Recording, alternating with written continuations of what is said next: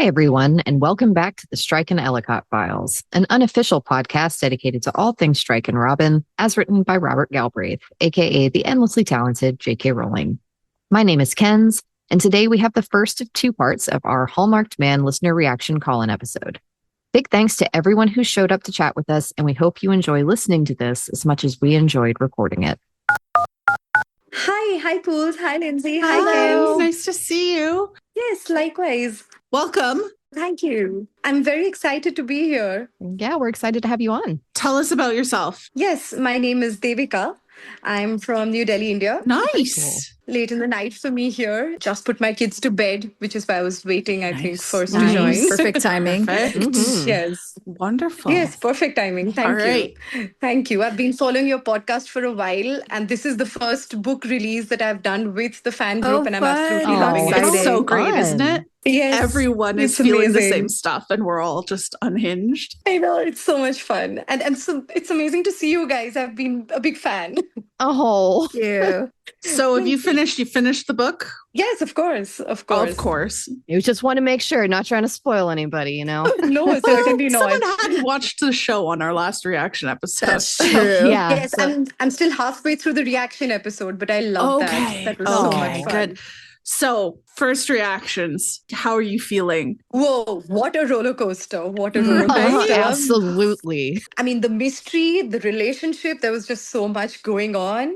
Yeah. And oh God, it was so much fun. I was really looking forward to seeing Strike after he has done his confession, at the end of the running Yes, grave. I know. And that was just beautiful to just see him with his heart on his sleeve. Was he not adorable? He So was cute. lovely. What's the most adorable thing he did this book? Because there are so many and I can't decide. I really enjoyed the part at the beginning where he plays along with the Bijou story. Of course, it went downhill afterwards, but it was so cute. Although it backfired on him later when Robin was like, I maybe he was know. actually going to meet Bijou. And I'm like, Robin. I know.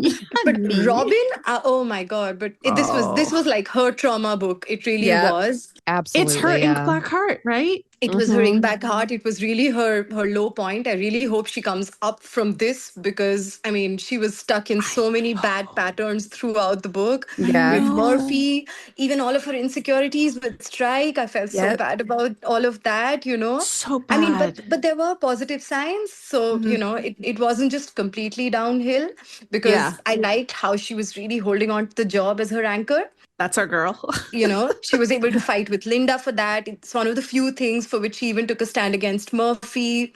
Even the therapist she's looking for, she wants someone Yes. who won't talk her out of the job. Yes. It's like how Strike was her touchstone. This time it's the job. That's what's holding her together. And it was so sad to me because Strike is her touchstone. I was like, in this book, she's lost her touchstone because she's starting to just not see him properly even. So she's adrift. So what does she have? Exactly. The job. Yeah. The job. Yes. But at least she did. I mean, all said and done, Strike's the only one she told about her pregnancy. So, there's still something that's still there. Oh, yeah. It's just there was a lot of trauma, I think, that she'll need to work through, I think. Yeah. But the last scene, oh my God, that was just, oh Yes. my goodness. Yeah, you expected an I love you, but not I marry know. me. Oh my goodness. Favorite thing. But He's such a on a gentleman. second read, you're right, actually. He is such a gentleman. But on a Right? second read, I realized he really addressed exactly what was bothering her, in a sense, right? Yes. Because Yes. the question in her mind is his commitment. And that's exactly what he comes at straight off the bat. Whether we've dated, kissed, nothing. I'm in this for sure. He's Yes, like, oh, you want exactly. commitment? Hold my beer. Yeah, exactly. Because I'm in it. I'm in it to win I it. love that energy. He just gave it everything, like all his cards on the table. He sure that did. that was just so beautiful. It was so raw. I loved that. I mean, her reaction was still a trauma response. I thought he was doing everything that she wanted him to do. But Robin does best when she's angry. When she's angry at Strike, that's when we get good stuff. Because that's Oh, when yeah. she's honest. And she gets pissed off at him in a way that she can't do with Murphy. Oh, yeah. But it's good because now he knows, okay, she's thinking I'm just saying this. So he knows how to counter all of her worst fears because she's thrown it out there. Because he didn't know what she was thinking before. So he couldn't Yeah. plan his strategy correctly. Right? Turns out the strategy is be honest, tell her the truth. Who could have Spoiler. Who could have seen that coming? Who could have seen that possibility? But he's never had to do this before. It's not his fault. She's also It's his kind of first time. pushing it away every time he gets close. She's Trying like, very hard, gotta go to the yeah. bathroom, gotta change the subject. This also reminded me a bit of Hermione after the Yule Ball when she Oh, tells yeah. Ron, the next time you want to take me out, ask Oh me my before gosh. anyone else does, not as a last resort. Yep. Oh, It just gave me a so little bit of cute. a flashback to that. I'm Oh, not yeah. entirely sure why, but something about the tone of the scene. I love Ron and Yeah. Hermione. One quick thing, Yes. because I know that often we've talked about the subcontractor Dave, and I realized that the pronunciation of his name has always been an issue. So I thought, as a fellow South Asian, I could help out with that because that's also part of my name, and Oh, it's pronounced Devika. as Dave. Devika. Yes. Yeah, So they come that from makes the same sense. root. Yes, it Oh, comes from the okay, same cool. root. Interesting. Yes. So Okay, Dave cool. is the prefix for my name as well, and it's pronounced as Dave. And yeah, so just thought I'll tell. It means deity for whatever that counts. Oh, does it? Yes, You know, like a god. that makes sense. That Yeah. makes I sense. remember yeah. when we looked up his name. Makes sense because Yeah. he's so handsome. I think we'll have lots of good stuff to talk about with him too. Yeah. Okay. Well, before you go, then tell me one thing you loved in the book apart from that ending. What's one little thing? There are the big moments. So I mean, since I'm first, I can go for one of those. Yeah. It's the rugby scene. I mean, that's Yes. something that Yes. you knew it was coming, and just the way it came was perfect. Everything I good. thought it was just so perfect. It was so good. Again, like he ticked all the right boxes. He didn't say anything wrong, did nothing to piss off Strike. Strike did nothing to piss him off. They both got some connection going. It was beautiful. And the backstory. So, it was perfect. Yeah, I loved it too. I can't wait to see Absolute more perfection. rugby. Well, thank you. Thank you so much. Thank you so much. Thank you for taking me first. And all the best for the podcast. Looking Thank forward to the next you. season. Thank you. Bye. Bye. Bye. Hi, Allie. Allie, Hi. hello. Hi. How are I'm you? good. I'm here. Yes, you can eat the Twizzlers. Sorry. Ooh, Only My if you son brought has a enough to whole share with bag. Yeah. everyone. I love Twizzlers. I'm joking. I don't like Twizzlers. Lindsay, You can have don't? I love a mine. Twizzler. No, it's like I My don't husband like tells me candy it's like chewing on an HDMI cord. Delicious I think he's HDMI right. cord. I think he's right. If I'm gonna guess from which region of the states you're from, Southern. I'm like, I can identify Yes. a very Rome, broad Georgia. region. Yes. Georgia. We've talked before, Yes, we haven't have. we? Yes, because she was on the Ink Black Heart. Yes, you were. I'm really Reactions. bad with faces and names, so apologize in advance. Meanwhile, I'm like, I don't think that I could forget Allie because we That's right. are That's correct. Georgians. All right, Nice to welcome, be here. Allie. Welcome back. So I guess we'll jump right in. How'd you like the I Hallmarked loved it. Man? I did. Yes. I loved it. I loved particularly the way that we got to see the whole growth arc for Strike. He has come Yeah. so far. We love him. From where he started. Yes. And now I he's just here. remember back to Ink Black Heart when he's laying on the road reaching for the cigarette Yeah. after he's been kicked. And it's like, look at our boy. We're so proud. I do love that part where he's like, why did I give up smoking? Yes. To be fair to him, I might have reached for a cigarette at that party too. And I gave up smoking a I've long never time picked ago. it up and I got it. And I was like, I need to No kidding. smoke. This is horrific. Just the whole thing. The vomit, the marguerite, the Yes. stench, the porn on the phone, which I'd have killed myself. I'm just gonna bury myself in the ground. I would have and had to disappear. fake my own death, get a new identity, move out of the country, set my house on fire. Everyone having just read that horrible article about him, and then that, and I'm like, oh, that was a hard I was party. getting shades of whenever Robin was doing that research on people who get off on people who have Oh, that's sex or hilarious. whatever. It was just so Yeah. much Oh secondhand my gosh, yeah. embarrassment. Like, Yeah. oh, I remember that. That was so Yes. good. Yeah, that party was rough. And he was like, the worst party I've ever been to. And I'm like, you've been to some bad It parties, reminded but me of the yeah. episode where y'all talked about who would you invite to a dinner party, and when like the names started coming up, I was like, this is gonna be fun. This is that. Marguerite. Oh yeah, didn't I go for Yes, like chaos you did. in my dinner and party? I immediately thought of you. Thank Pools, you. I thought of you too when the bathroom. Oh no. Oh God. I love this so much. It was really gross. Allie, you made my day. It wasn't pleasant, was I it? teach middle schoolers and high schoolers, so like I'm used to that. Yeah.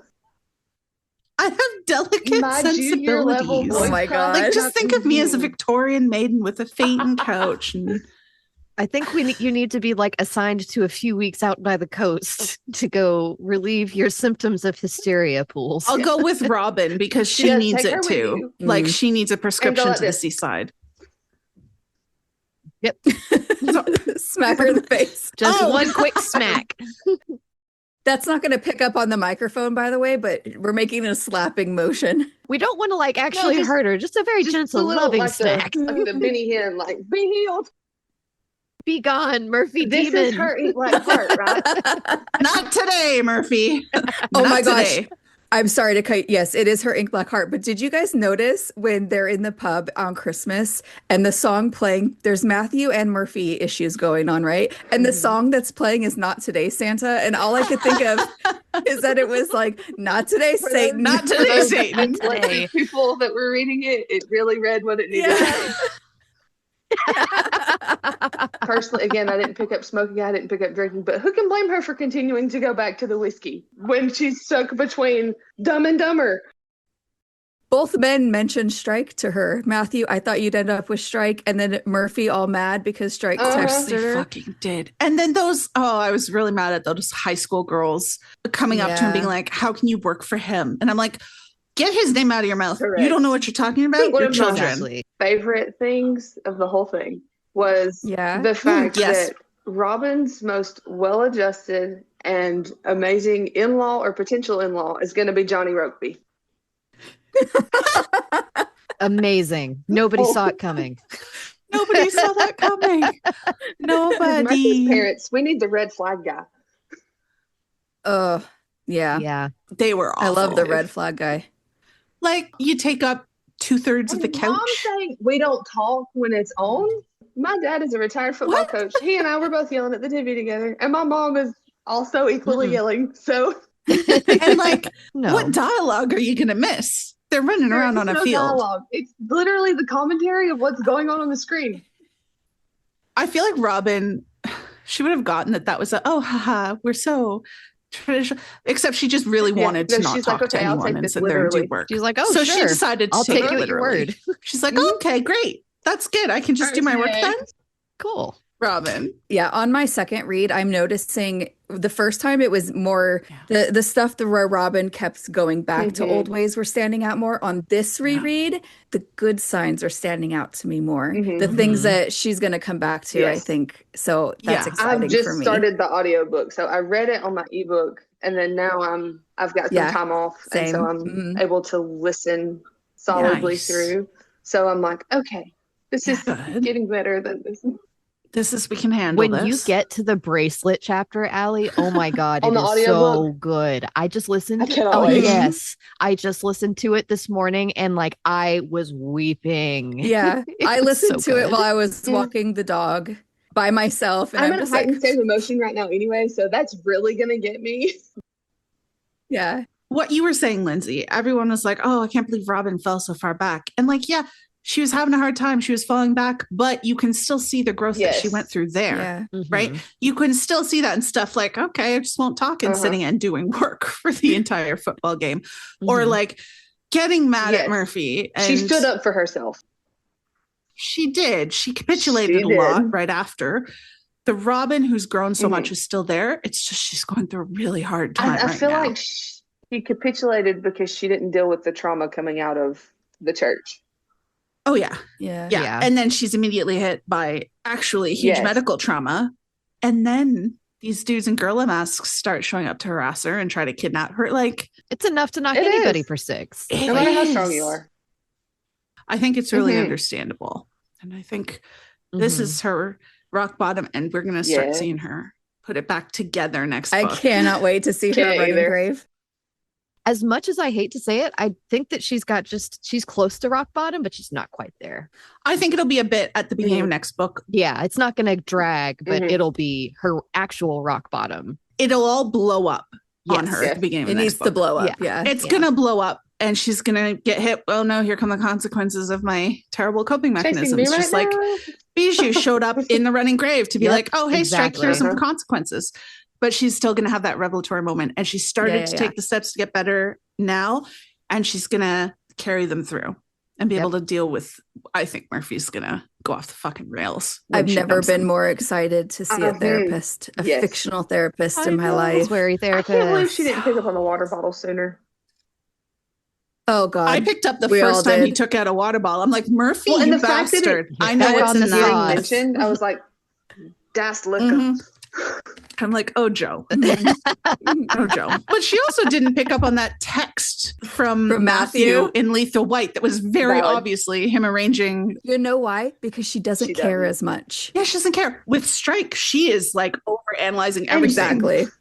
And with the others, her mental gymnastics are really impressive. Like, I wish I was that flexible.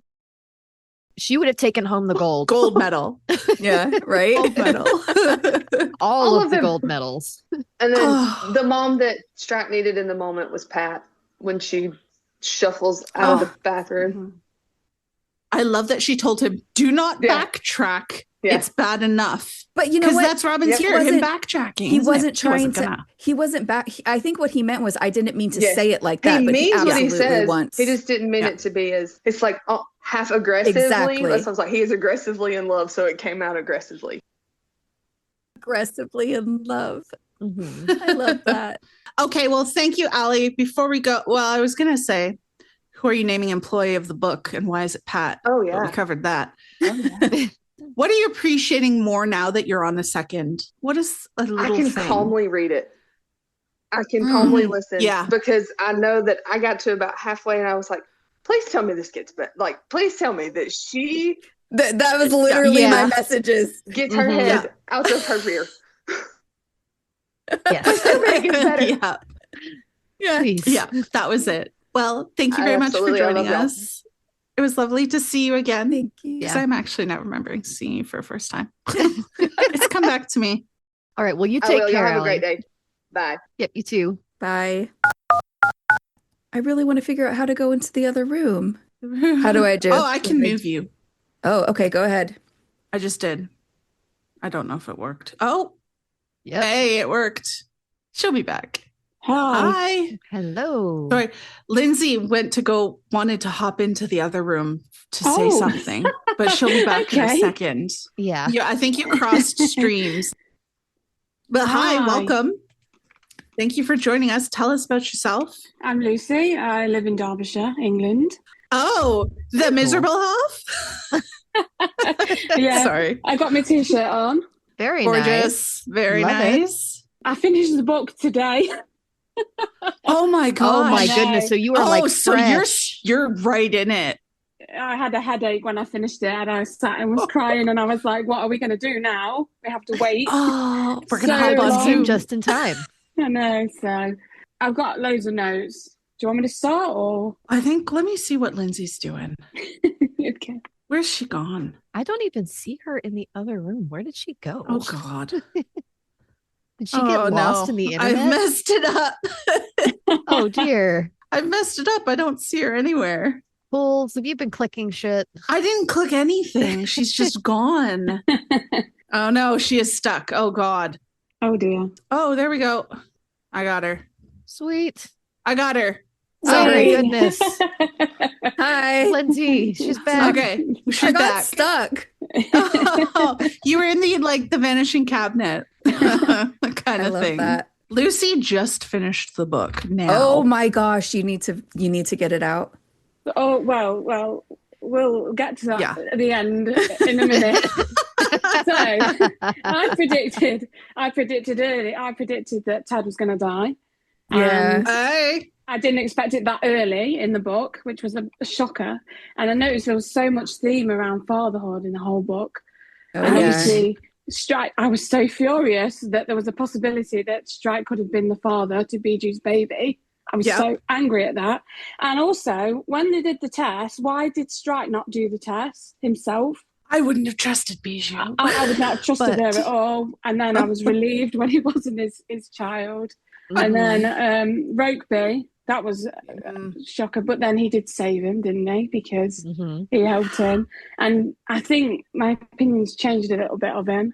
I think he could be decent, but we'll see. I mean, he said some nice things, didn't he, about later and everything. I liked him. Lindsay, I liked him. You know what? Him. People can change. Like, that's the whole. People aren't stuck. If they want to change, they can change. The thing that I liked the most about Rokeby was that he insisted on apologizing for the thing that happened so many years ago. Yes. Even though he had no idea that Strike still thought about that day. Yeah. But he knew, he's like, no, I need to apologize for this. And the fact that he remembered it happened. He felt badly amazing. about it. Is, I think, a good sign about who he is, because that stuck with him. It wasn't just Tuesday to him. Yeah. That was something that happened that has stuck with him. I liked that too. Yeah. Yeah. And he fed him as well. He gave him a sandwich today, so that's always good. Did he get fed? I mean, that's the way to strike's hard, isn't it? Yeah. I think we all know that. Poor Robin, the ectopic pregnant. I was literally with my mouth hanging open when I found out about that. Oh, I think we all were. It's awful because it's obviously stemmed back from a rape and everything. And then that's all been brought up with the gorilla mask and that guy following her. It was horrible. And being outed as the witness. Yep. Yeah. Which I kind of think Murphy did. I still kind of think he was that anonymous comment under that article about Strike. You know what? I kind of think he was. I would love that to be true. I mean, I need another reason to hate him. As if we don't have enough. But I was reading it and I'm like, anonymous comment? On an article about Strike? Yeah, that's Who are you? Oh my God. I don't know. Just my little tinfoil hat, because the phone tracking didn't pan out. I'll put on all the tinfoil hats for that one. Yeah, she's going through it. But I loved rereading the ectopic pregnancy. I'm like, that is such a physical manifestation of the point of this book, which is that trauma leaves scars that you sometimes don't even know are there. And shit can happen that brings it all back to the surface and re-traumatizes you again. You don't even realize it had this effect, and then you see it and you have to process it all over again. Yeah. It made sense that she wrote it. Yeah. I was going to ask you what your favorite thing about the book was. Oh, gosh. The bracelet. I'm going to have to say the bracelet. And you know what's great about the bracelet is that gives him gift options for holidays for years to come. Just get her a new charm for the bracelet based on whatever nonsense you're getting up to in the agency today. Whatever murder du jour it happens to be. It's going to be her murder. Her murder bracelet. Murder bracelet. All the murders we've solved. How sweet. For them, it's sweet. But no, that bracelet. Yeah. That'd be the best thing. That's such a personal thing to buy somebody as well. I mean, I know. When you buy a charm bracelet, well, my mum bought me one, and then my partner's bought me bracelet charms to go on it, and it's just such a personal thing, and especially to buy that many charms as well. He must have spent so much money on that bracelet. He spent a lot of money in this book. I'm starting to see why he didn't have any savings at the start of Cuckoo's Calling. Because when the man has money, he just spends it. I'm getting you a fucking Land Rover. Doesn't surprise me, because he grew up with Lita. Who's going to teach him budgeting? Like, Joan might try, but... And he was throwing money at people as well to get information, wasn't he? Bless him. I love Strike, because I'm a spender too. I've written down Kim Bloody Cochran. Oh, yeah. She's on my list. I was hoping you'd be back, was the first thing she said, and I was like, I hate her. I know, right? Already, it's done. You're on my shit list. Get out. Stretching in front of him. Oh my God, stop. No. I was hoping you'd be back. I hate her. That's great. I hate her. I wanted Robin to run up the stairs and kiss him or something, not react like that. It'll be worth it. I think she'll run away for a few days in the next book and not go to Murphy's. I think she needs to. Yeah. She's not going to leave him on his birthday, is she? She's not going to do that. But she should. She should. But guys, thank you. Yeah, thank you so much for Thank joining you. us. Have a great evening. I'm going to the theatre tonight, so. Oh, nice. I would not be able to focus on the theater if I just finished this book I today. know. So good luck staring blankly at the stage while you think about Strike asking Robin to marry him. Yeah. Oh my God. I can't believe you said that. Even kissed. I know. Easily remedied. Oh my gosh. All right. Well, thank you, Lucy. Thank you. Enjoy your evening. Have a great night. Good luck at the Bye. theater. Thanks, guys. Hi. Hi. Oh my gosh. Hi. We're all here. It's so exciting. Welcome. Thank you. Tell us about yourself. I'm Jessica. I'm from Pennsylvania in the United States, and I've been a Strike fan since book one. I'm sorry. Amazing. Are those little marauder footprints in the Yeah, they background? are. That's so cute. Oh, that's really That cute. is amazing. I That's love so that. cute. 1,000-piece Excellent puzzle I decor. built. Thank you. Love it. All right. How'd you feel about the Hallmarked Man? I loved it. I thought it was really good. Yay. I know the ending on the stairs. I was doing the audio book at work, and like I don't know how you guys read when you like read visually, but sometimes I like to skip a little bit ahead. Like when the things were going on with Charlotte and she passed away in the other book, I kind of read ahead a little bit because I needed to know what was going on. Mhm. Stress. Yeah. Then I went back to the beginning of the chapter so I could reread it again. But then doing the audio in the stairs with Robert Glenister, it was blowing my mind because I haven't got to it yet. Oh, it was good, really good. Yeah, everybody keeps going on about how good his performance of the last chapter is, and it just like I'm excited. I'm so excited to listen to it. Yeah, I mean, he does amazing in all the books, but it was good. It was a high tension, and I was like, oh. And then she left. Well, she has to process. She'll come back. Yeah. She'll she be does. back. Apart from that ending, Yeah. what was the surprising thing you loved most about it? Maybe the bracelet, because he actually gave that some thought, and it definitely had me in my feels. I was crying. The return of gift giving as a love language, Strike. It's such a cool parallel to Troubled Blood too, because he's over here thinking, I can't give her perfume, I can't give her jewelry. That'll, that's gonna insinuate too much. Now he's like, yeah, I'm gonna give you a bracelet that you're gonna think about every single time you see it or wear it. How can I say the most with a piece of jewelry? And it worked. Robin thought it. She knew it, and she knew his message. She's just trying to deny it. She's pushing it all down in a way. It's all gonna blow up at the beginning of book 9, I think. Oh, I hope so. God, I can't wait. And Sweary Therapist is going to help her put all She the pieces back needs that together. therapy. I'm glad she's going. Oh my gosh, me too. It's like Strike getting a vape pen. Right? Strike getting the vape pen and learning how to steam vegetables is Robin finding a therapist who'll swear at her. And tell her what to do. Call her Dr. Broccoli. What if her name is Dr. Broccoli? Name is Dr. Broccoli or like Dr. Kale or like Dr. Carrot. Steamed salmon. That's gonna have to be her unofficial name until we find out what her name is. Broccoli? Dr. I like Broccoli. All right, the bracelet, yes. Maybe the dog scene with the pepper spray. Yes. Oh, That was a good one. The pepper spray was good. Good on her for making that. I want to steal her recipe. For sure. You know what I thought about the pepper spray? I was rereading it last night. She was like, oh, I can pretend it's for like doing my plants. And I'm like, girl, it sounds delicious. Pretend you bring it to spray on your eggs or something. Yeah. Garlic, vinegar, cayenne, chili. And I'm like, it's a seasoning spray. Yeah. Put a little label on it and say that diner food's not spicy enough. I don't know. Which would work in England, I think. Which would work in England. Did you hear that? Uh-oh. They're going to come for me again. They're going to come for you.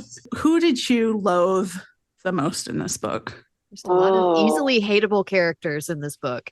I don't know. Can I choose Ryan? Because Yes. I'm really mad Obviously, about yes. Obviously, yes, you can choose Ryan.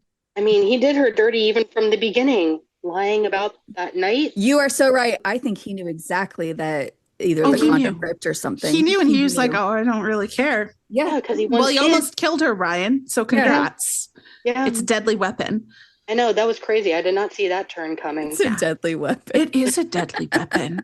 That's why Strike's going to get a vasectomy. He's like, That's I my realized theory. I got to unload my chamber here. And He's going to do it. Get it safe for you, girl. Yeah. And she'll be like, who is he sleeping with that he doesn't want to father a baby with? God.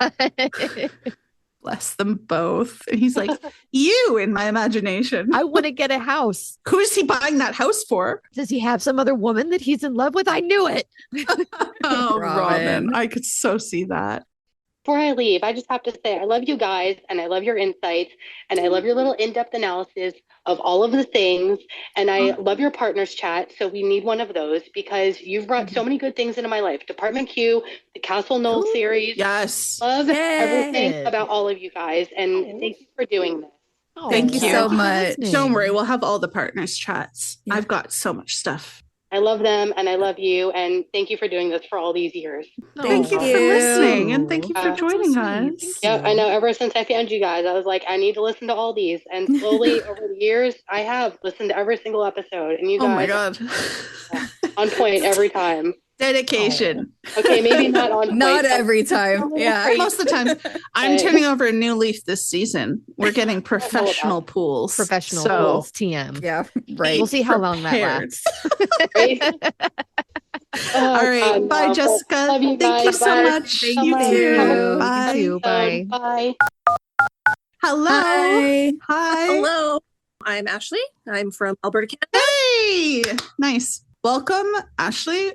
What did you think about the Hallmarked Man? You know, it wasn't my favorite. That's fair. Okay. I think a lot of people are feeling that.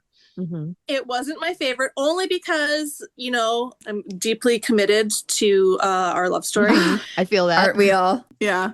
I think like I was so anxious through like the whole entire book. Yeah. Like it. Okay, now. Yeah. Okay. No. Okay, now. The anxiety. That was frustrating. And then Robin's character development was also really frustrating and hard to read. In the moment, I think it super was. But I've been rereading, going back, and I think now that I understand what's happened in the book, I can see that this is her ink black heart, her rock bottom, where everything's falling apart for her because she shoved stuff away for too long that she hasn't dealt with. And it's all catching up with her. And we're seeing that. And it's frustrating because it's like watching a friend who's in a bad place make the worst decisions and you want to shake them. But sometimes people have to go through the worst of it before they can start putting it back together, you know? Poor Ilsa. God, Ilsa needs a drink and a spa day. Definitely. She's got to be tired. Oh, yeah. Anyway, yeah. So it's frustrating sometimes. I think on a reread, once the anxiety goes away. It's easier on a reread because the stress is less. Part I've reread by listening to Robert Gleddister is just the epilogue. Last little bit. For me, that made it all worth it. Having it on repeat. Yes. I think I finished the book and I read that chapter about 10 times. Just sitting there flipping to the beginning of it because I just couldn't. Did he just do that? Yeah. Did we really get that? Sure did. Did he actually say that? What? What was your favorite thing? Aside from the ending. Well, the bracelet with the charms. Yeah. Everyone loves the bracelet. Yep. And the meeting with Rokeby. Yep. Yeah. That's another thing I think we've all been anticipating. Mm-hmm. Yep. And just kind of seeing a glimpse of who his father is and having a moment of clarity in that everything that Strike might believe to be true might not be true. Yes. Well, this book also is a book about people making assumptions about other people, isn't it? Yeah. They make assumptions and then turns out your assumptions are wrong. Robin did a lot. Well, he found that out with Charlotte in book 6. Some of the foundational stuff about their relationship, he'd fully believed. He was like, wait, I was wrong. I think it also goes back a little bit to his relationship with his mom and how toxic she was. Yes. And I'm sure he was, you know, as a child growing up with that and being told things and hearing things through her lens. Yeah. Probably colored a lot of truths. I wouldn't be surprised if he had some anger at Leda after maybe getting to know Rokeby a little bit. For sure. That'd be interesting, especially if her murder comes up. I know. Like as a plot point, which I like hope. We're all hoping that it'll be. But that combined with getting to know Rokeby is just going to open up such a whole new world. New world. I'm so excited. I tried so hard not to sing it and I succeeded and I was proud of myself. What surprised you about the book other than Robin's death spiraling? Was there anything else that you found really surprising that you were not expecting? Oh, the ghosts of Christmas past. Yes. Oh my gosh. Yes. Everyone was showing up out of the woodwork. Marguerite? Lurking like a basking shark. Can't get over that line. The past coming back to haunt them. Yeah. Quite literally. But gosh, I loved seeing Matthew miserable. Not everything it lived up to be for him. How sad. I know. Oh, I'm so sad. Is there one last thing you want to say about the book? One thought you want to get off your chest? Oh, I can't wait for the next one. Woo! Hey, that's relatable. We are all with you on that one. Definitely. All right. Well, thank you so much. Thank you. Hi. Hello. I remember you. Yeah. I have a really bad memory for people, but what was I saying? I'm sorry. I forgot I was talking. How are y'all doing? Good. How are you? Okay. She forgot she was talking. My goodness. That's on brand for Pools. Pools is having some issues right now with her brain. Well, I did want to hold space for Pools and her grief for Thank you. You are not alone. Thank you. Yeah. Your sadness. Thank you. I appreciate that because it was really upsetting. Yeah. Although I do love a new puppy. I do love Betty. Yes, Betty's great. So we love Betty. Providing welcome distraction during awkward family meals. By pooping. Yeah. Is our Betty. Yes. Yes. Yeah, she's a puppy. Yeah, we got to give her a pass. You know what? That family, is that common in the UK to come together for days around Christmas and then they all stay in the same house? My recommendation is they need to get a hotel. Yeah. You're just asking for it, bringing that many people together for that length of time and that small of a space. It's no wonder it doesn't go I couldn't well. do it. I don't know, actually. I couldn't do it. Because all my family lives close together. Yeah. You come together and then you go home. My experience as well. And we don't all just crowd into the same tiny space. Yeah, I think that would be a disaster. Doesn't seem promising from the outset, I think. But it was fun to read. Oh, it was so much fun to read. It was. It was. Disasters are fun to read, always. Mm-hmm. Yeah, well, I mean, it was a tough read. Yeah. Although I've learned that I normally can't predict what she's going to do. I have trust in her, too. Yeah. Some of the reaction to it, I saw somewhere that somebody said that it was lazy writing. And I was like, what? How dare you say that? Dare you? And I'll say that. Yeah, it was hard, but I trust her and I trust where she's going. Same. All good stuff, like a bracelet, the new lantern, although I missed the old one. That was sad. I really liked the mystery. It was maybe, I don't know, it was right up there with some of my favorite mysteries of it. Clueless. I had not guessed anything and I was still quite lost by the time we got there. But then, as always, the pieces did start to come together. And when I'm rereading it now, I'm not done with my reread, but it's as usual, it's there. I'm rereading it and I'm like, Robin figured out so much stuff in this mystery.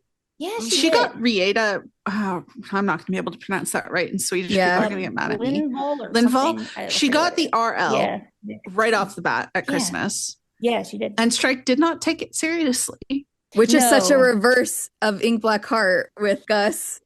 Yes, exactly. She got Sapphire Neagle. She unraveled the whole basically trafficking aspect of it. She did great, despite everything that she was going through. She was absolutely going through it. She still killed it at work.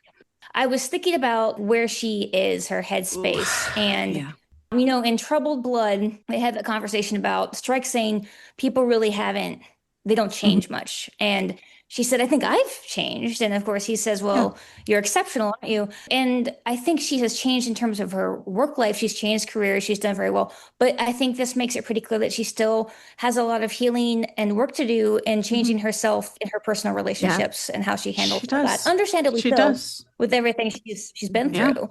But I think he has changed, despite the fact that he said in that book that people don't. I think he has. He definitely has. Because he's exceptional. How much more that could be demonstrated. Yeah, he's exceptional. So I'm hoping this therapist can help her. I'm excited about that part now. I'm so excited. I think she'll be able to help her. Also, I'm hoping she gives her little therapy homework assignments just because I think that they'd be funny. Whatever that therapist tells her to do, I think is going to be hilarious and Robin might hate it, but it's going to be really good. I don't know, just ideas. And she needs someone to just swear at her a bit because that's what Strike, she's comfortable. Well, when she's like, he's never told me how he feels about me. And I'm looking forward to the therapist learning that he tried to kiss her. Right? Like all these things. What did you take that to mean? Yeah, he crashed your wedding? Yes. Crashed your wedding. He what? Bracelet. When a man shows you how he feels, believe him. Right. Oh my gosh. Yes. Yes, please believe him, Robin. I was telling Kent this because the last time she was in therapy, she refused to talk about Strike. So I think we're going to see a difference in this time. Well, I don't think this person's going to let her get away with that. Based on this therapist is going to be like, you know what? The less you want to talk about something, the more you clearly need to talk about it. Yeah. So I'm so excited. And also, we're not shutting down our feelings. We're not intellectualizing our feelings. We're feeling our feelings, and we are healing. She's very good at intellectualizing her feelings. We are not trying to think ourselves into new feelings that don't exist. No. Right? Yeah, but that is so true to PTSD, though. As somebody who is very much in Robin's same position, like I'm her same age. I also have dealing with the same issues. Yeah. I used to be when the book started. I was right there. Yeah, me too. And now I was. I'm Strike's age. So was I. I'm a lot closer to Strike's age now. Not as close as Lindsay is, of course. Thank you. Thank you, Pools. You're welcome. Very true to life. I don't know. No, I predicted last time I was with you all, I said that I didn't know if we needed Bijou. Right? In the yes, and now we do. And now I'm like, I was thinking about that last night. Yeah. I'm not sure if we can pull that off based on how I guess they will need me to play Bijou after all. I guess no. Right, exactly. It's open and you can audition for the role. Go. And I don't see, I mean, of course, I feel like the crossover, this is a crossover that needs to happen between your podcast and this show. I think you could play Bijou. I think you could pull it off. No, I don't have the boobs. They can make those and they can do those in post. That's fine. It's called CGI, Lindsay. Yeah. Not a problem. Not a problem. That's so funny. Are you sufficiently happy? Do you feel like Linda? I know you all wanted Linda. There's going to be more. Linda. There's more. That was one of two. More. I was happy with what happened, but there's got to be more. It was left a half argument, and I think that they didn't resolve anything in it. They definitely didn't resolve it. No, they're going to go back to it in the next book. I really hope and actually work through some stuff. That could be some of her therapy homework. Yeah, therapy homework. Because I actually felt quite bad for Linda. Actually, for part of that, not the talking to Ryan. I really wanted them to fight, and then when they did, I was like, "Oh, darn it!" But like her crying and her saying, having a daughter who is jumping in front of trains, I can see how that would be very upsetting. But she's not handling it right. I have a lot of feelings. Yeah. So I can't wait to get to that chapter in the read, though, and dissect that argument. So good.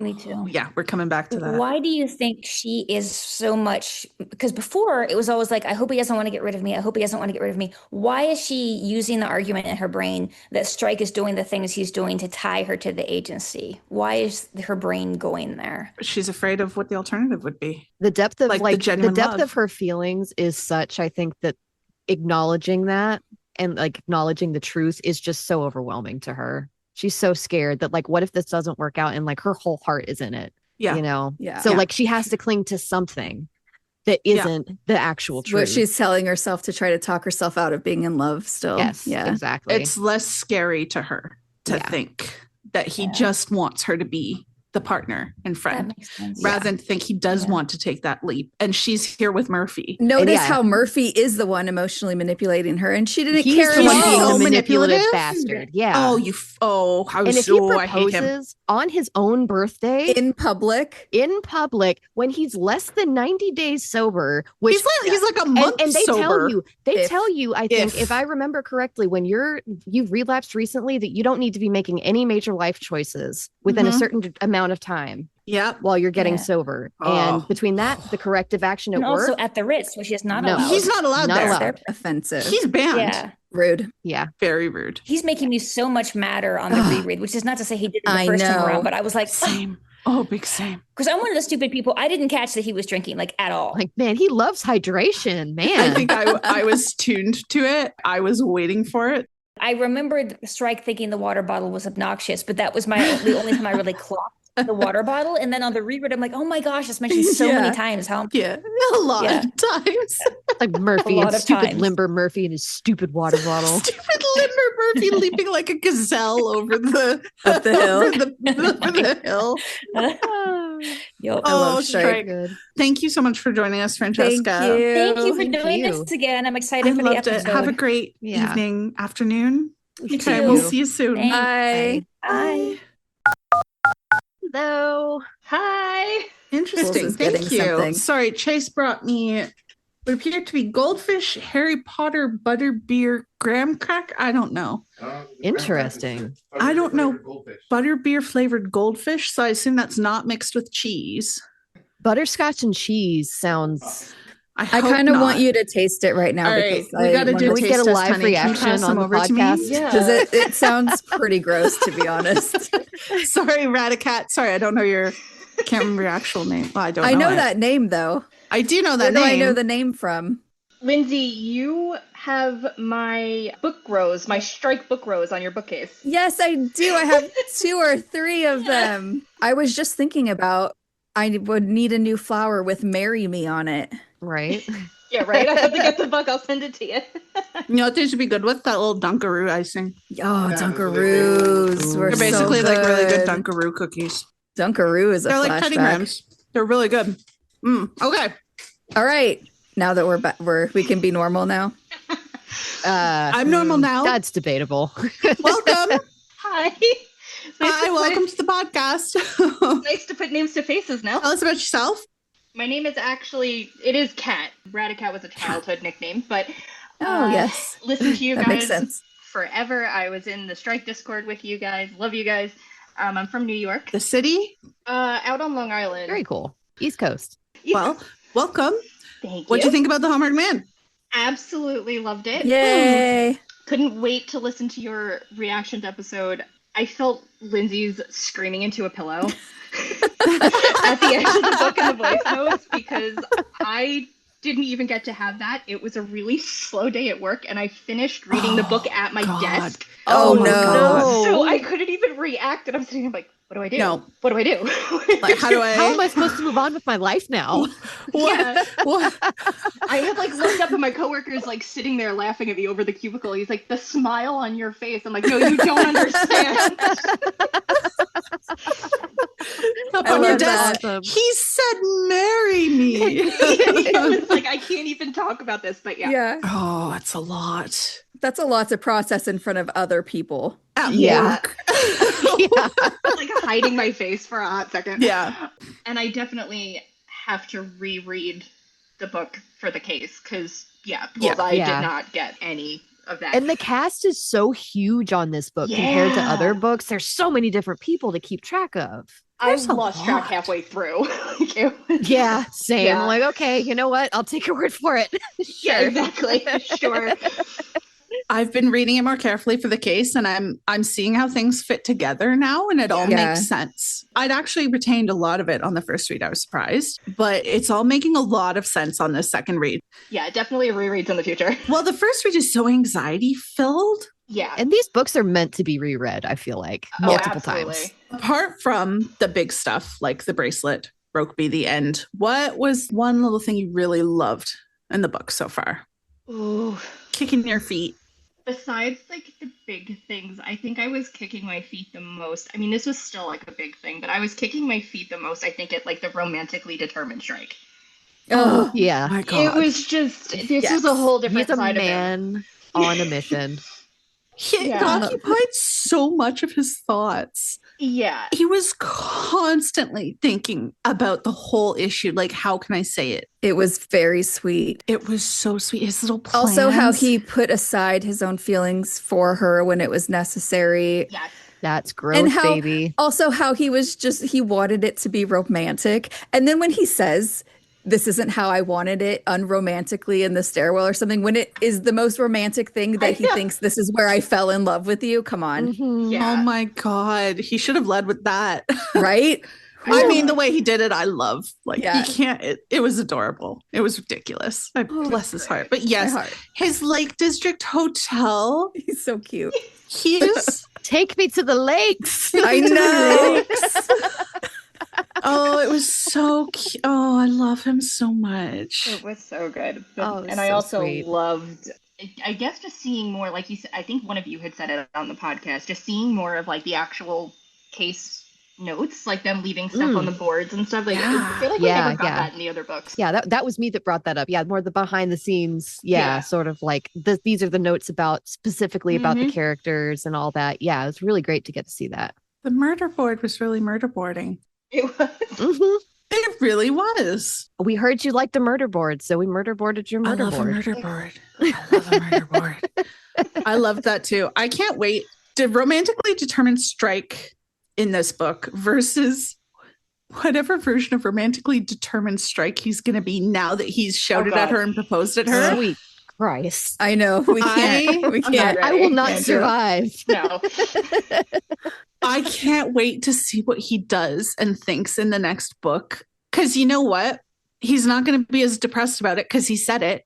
I think he's just going to have a fuck it. I'm just going to say what I want. Kind of, I would love to for him to have a fuck it. I'm just going to say what I'm thinking at all times. You look gorgeous. He wants in this. honesty. Yes. To counter, remember when he thought she looked good in that And green doesn't say dress it? and then he didn't say it this time? I want him to say every single thing about her that comes into his head to her face and for her to be like, where is this coming from? He's like, you wanted me to be honest. This is honesty. This is Strike with hardly any filter.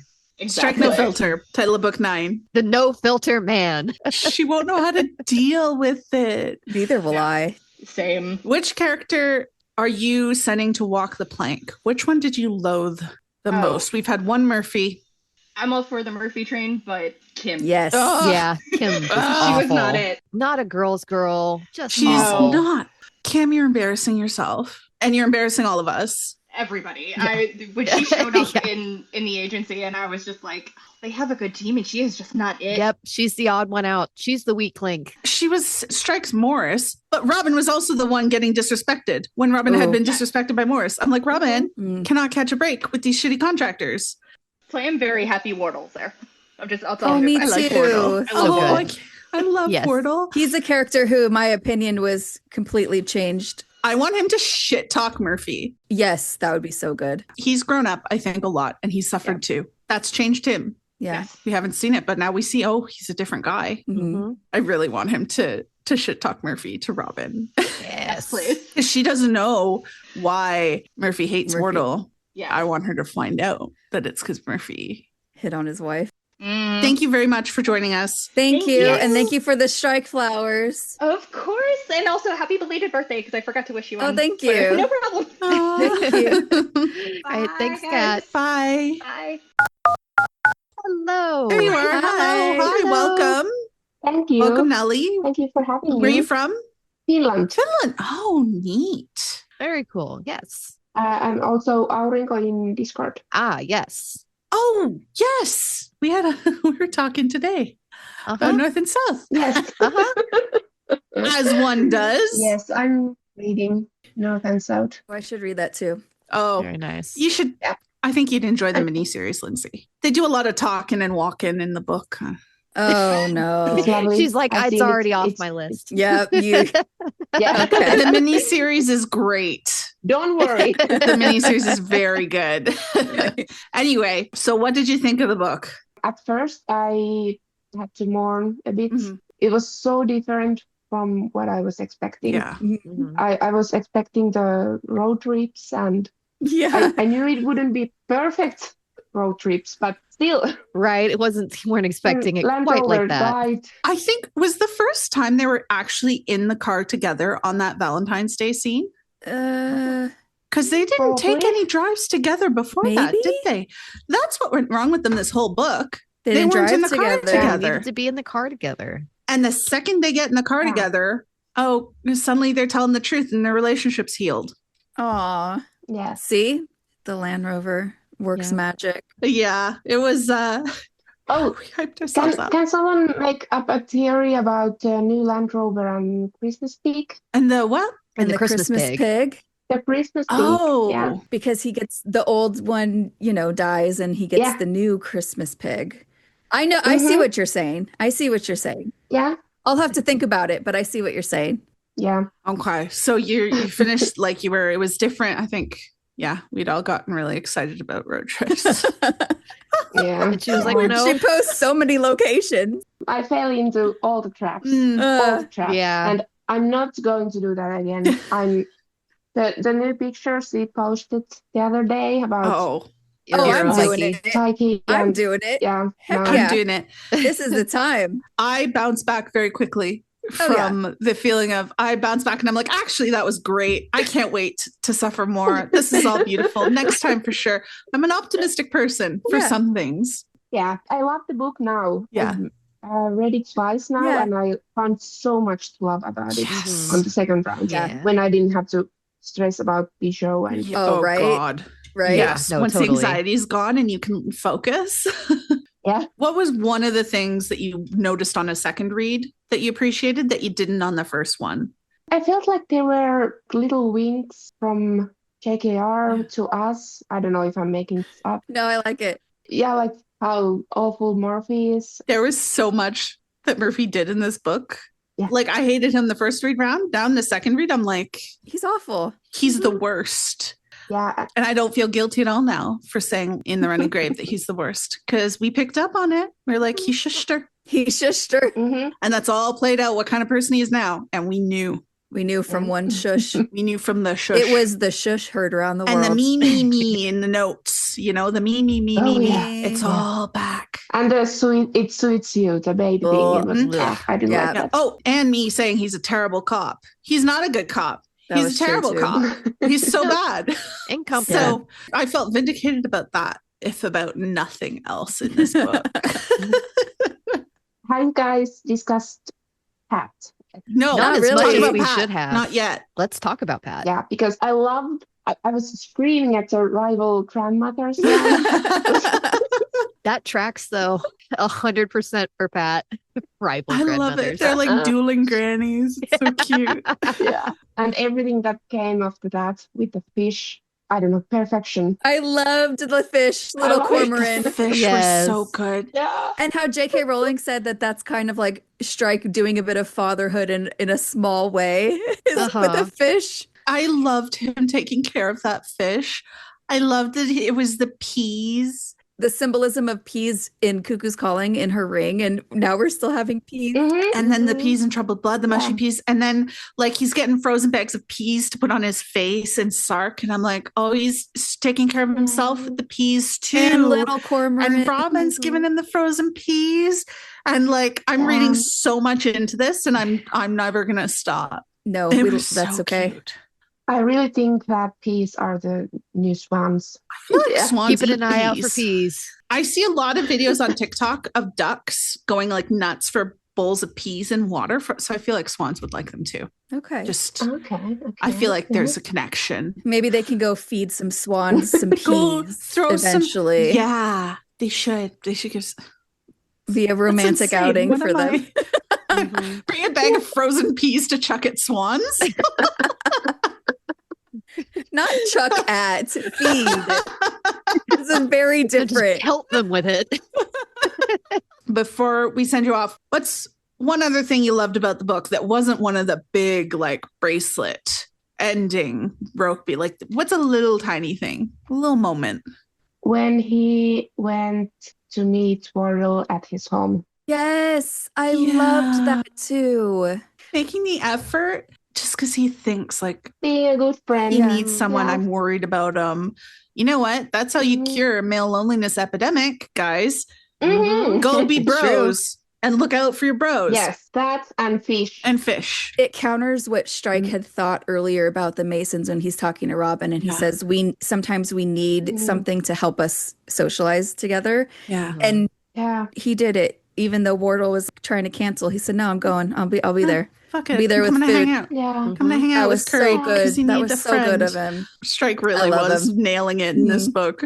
Yeah. Good note. Well, thank you so much for joining us. Yes, thank you. Nelli. Yeah, thanks for having me, and thank you for the podcast. Yeah, absolutely. Thank you. Lovely to meet you guys. Bye. Bye. Have a good night. Hello. Hi. Hi. Welcome. Hi, I'm so excited to be in here with you guys. Thank you wow, for this joining is us. amazing. How's the waiting room? It's great. It's amazing. Oh, good. To be able to just talk to other people that have read the book. Oh, I'm so glad people are talking. good. That's so good. Yeah, there's a good discussion going. Lots of that's wide-ranging topics, people from all over. It's really fun. Oh, Thanks that's for good. organizing this. Well, thank you for joining us. Thank you for joining us. Selena, where are you from? I'm currently in Egypt. I live in Egypt. I'm originally from the UK, but Australia is home when I'm not in Egypt, which is all year, basically. Oh, okay. Wow. That's All over exciting. the globe. Yeah, when people ask me where I'm from, my go-to phrase is usually British by birth, Australian by choice. So I have dual nationality. Okay. Nice. But also in Egypt. Yeah, but I live and work in Egypt, so. Very cool. Cool.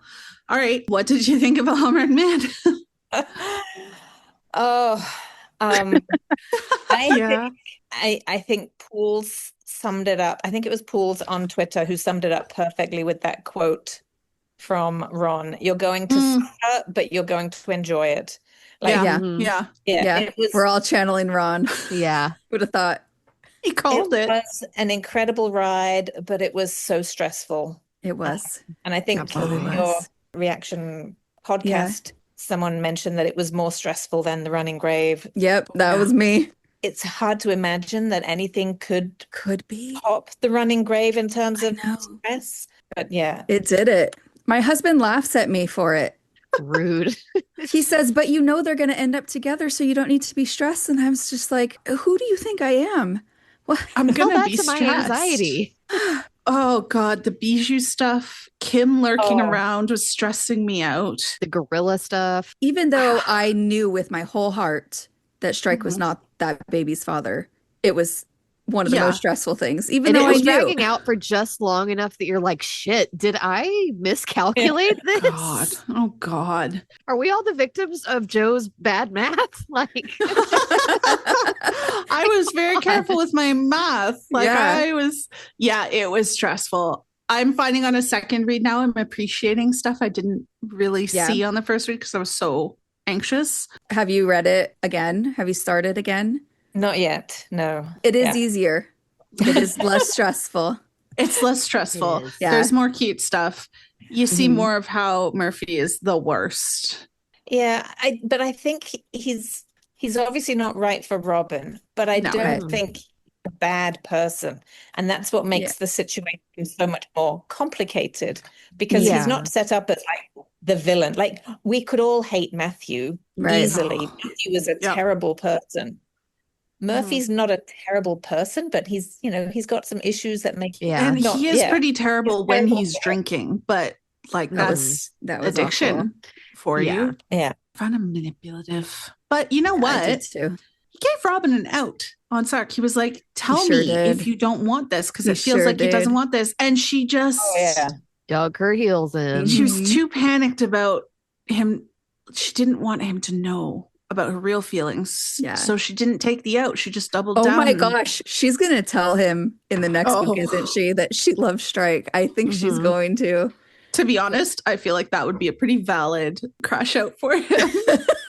Like, you dated me for 2 years. I just want it. The constant reassurance is, no, I definitely love you. No, I definitely do love you. Let's put in offers on houses. And then she's like, no, actually, I was using you to try and get over somebody else. Oh, yeah. That would, completely valid crash out. Yeah. I think that she's going to realize how much damage she's done by stringing this along at the beginning of the next book.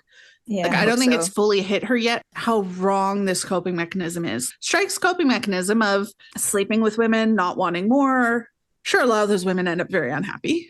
But at least he told them about it. He at least was honest, and he didn't promise things that he was never going to follow up on. But at this point, oh boy. Robin. Yeah. I think Robin's in this book, she's just too afraid to rock the boat or change the status quo. It's just easier to kind of stay with Murphy. Yeah. Well, because it's known, it's safe, and she's in a really, really bad place mentally. So and she doesn't want to. Well, she doesn't want to admit to her own feelings, but she doesn't want to hurt Murphy either. And she is carrying all this guilt. And I think there's also an element of British politeness to it. I relate to Robin so much because I ended up married to a person I should not have been married to because I was just too polite to say no. Oh no. I mean, I was a lot younger than Robin. A lot more naive at the time, but I think there was an element of that to it. It's like, oh, someone wants to marry me, I guess, I wasn't strong enough to say no. It was exactly. Oh my God. Yeah. I'm begging for Robin to feel rude at the start of book 9. Channel your anger and be rude, Robin, because that polite yes is going to kill me. She's so strong in some ways and then not strong when it comes to her personal life. Yeah. I think she's going to take some big steps in the next book now that everything's fallen apart. One thing I thought was interesting in this book is the rise of the female private detective. I mean, when Robin first joined Strike, it was like unheard of that a woman would be a private detective. She really had to push for acceptance in that role. And now, you know, we can't walk into a room without bumping into a female private detective. We've got it's great, but now we've also got Kim and Navabi. Yeah. And their own little agency over there, which is also, I think Robin maybe broke the glass ceiling, I guess, and made it possible for some of these other women to come into that field. Broke the glass door and rebuilt it with their Exactly. There you go. Love it. They're starting their own agencies, even though they're bad at it.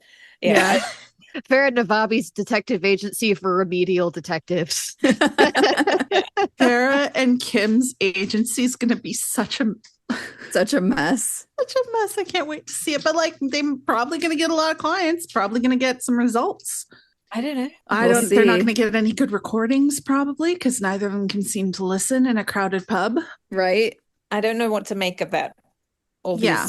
Well, we'll find out. I'm wondering if they're going to, because we had so much stuff coming back this book. Are we going to get more stuff popping back up? Like Kim and Farah are still out there making trouble? Well, Patterson's in jail now, so that makes sense that someone else would rise up to replace him as the rival, irritating other agency, the resident sleazy detective agency. Maybe Robin can do a morning Farah. Oh, I would love that. Morning, Kim. Morning, Mitch. Yeah. Oh, that would be so great. Yeah.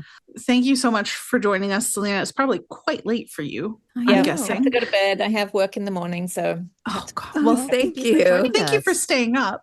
Yeah. All right. Great. Thanks. Bye. Have a wonderful evening. Bye. Have a good night. Hi. Hi, Katie. Welcome to the podcast. Thank you. Nice to have you here. Mm-hmm. I forgot how words work. How did you like the book, Katie? Yeah, that question.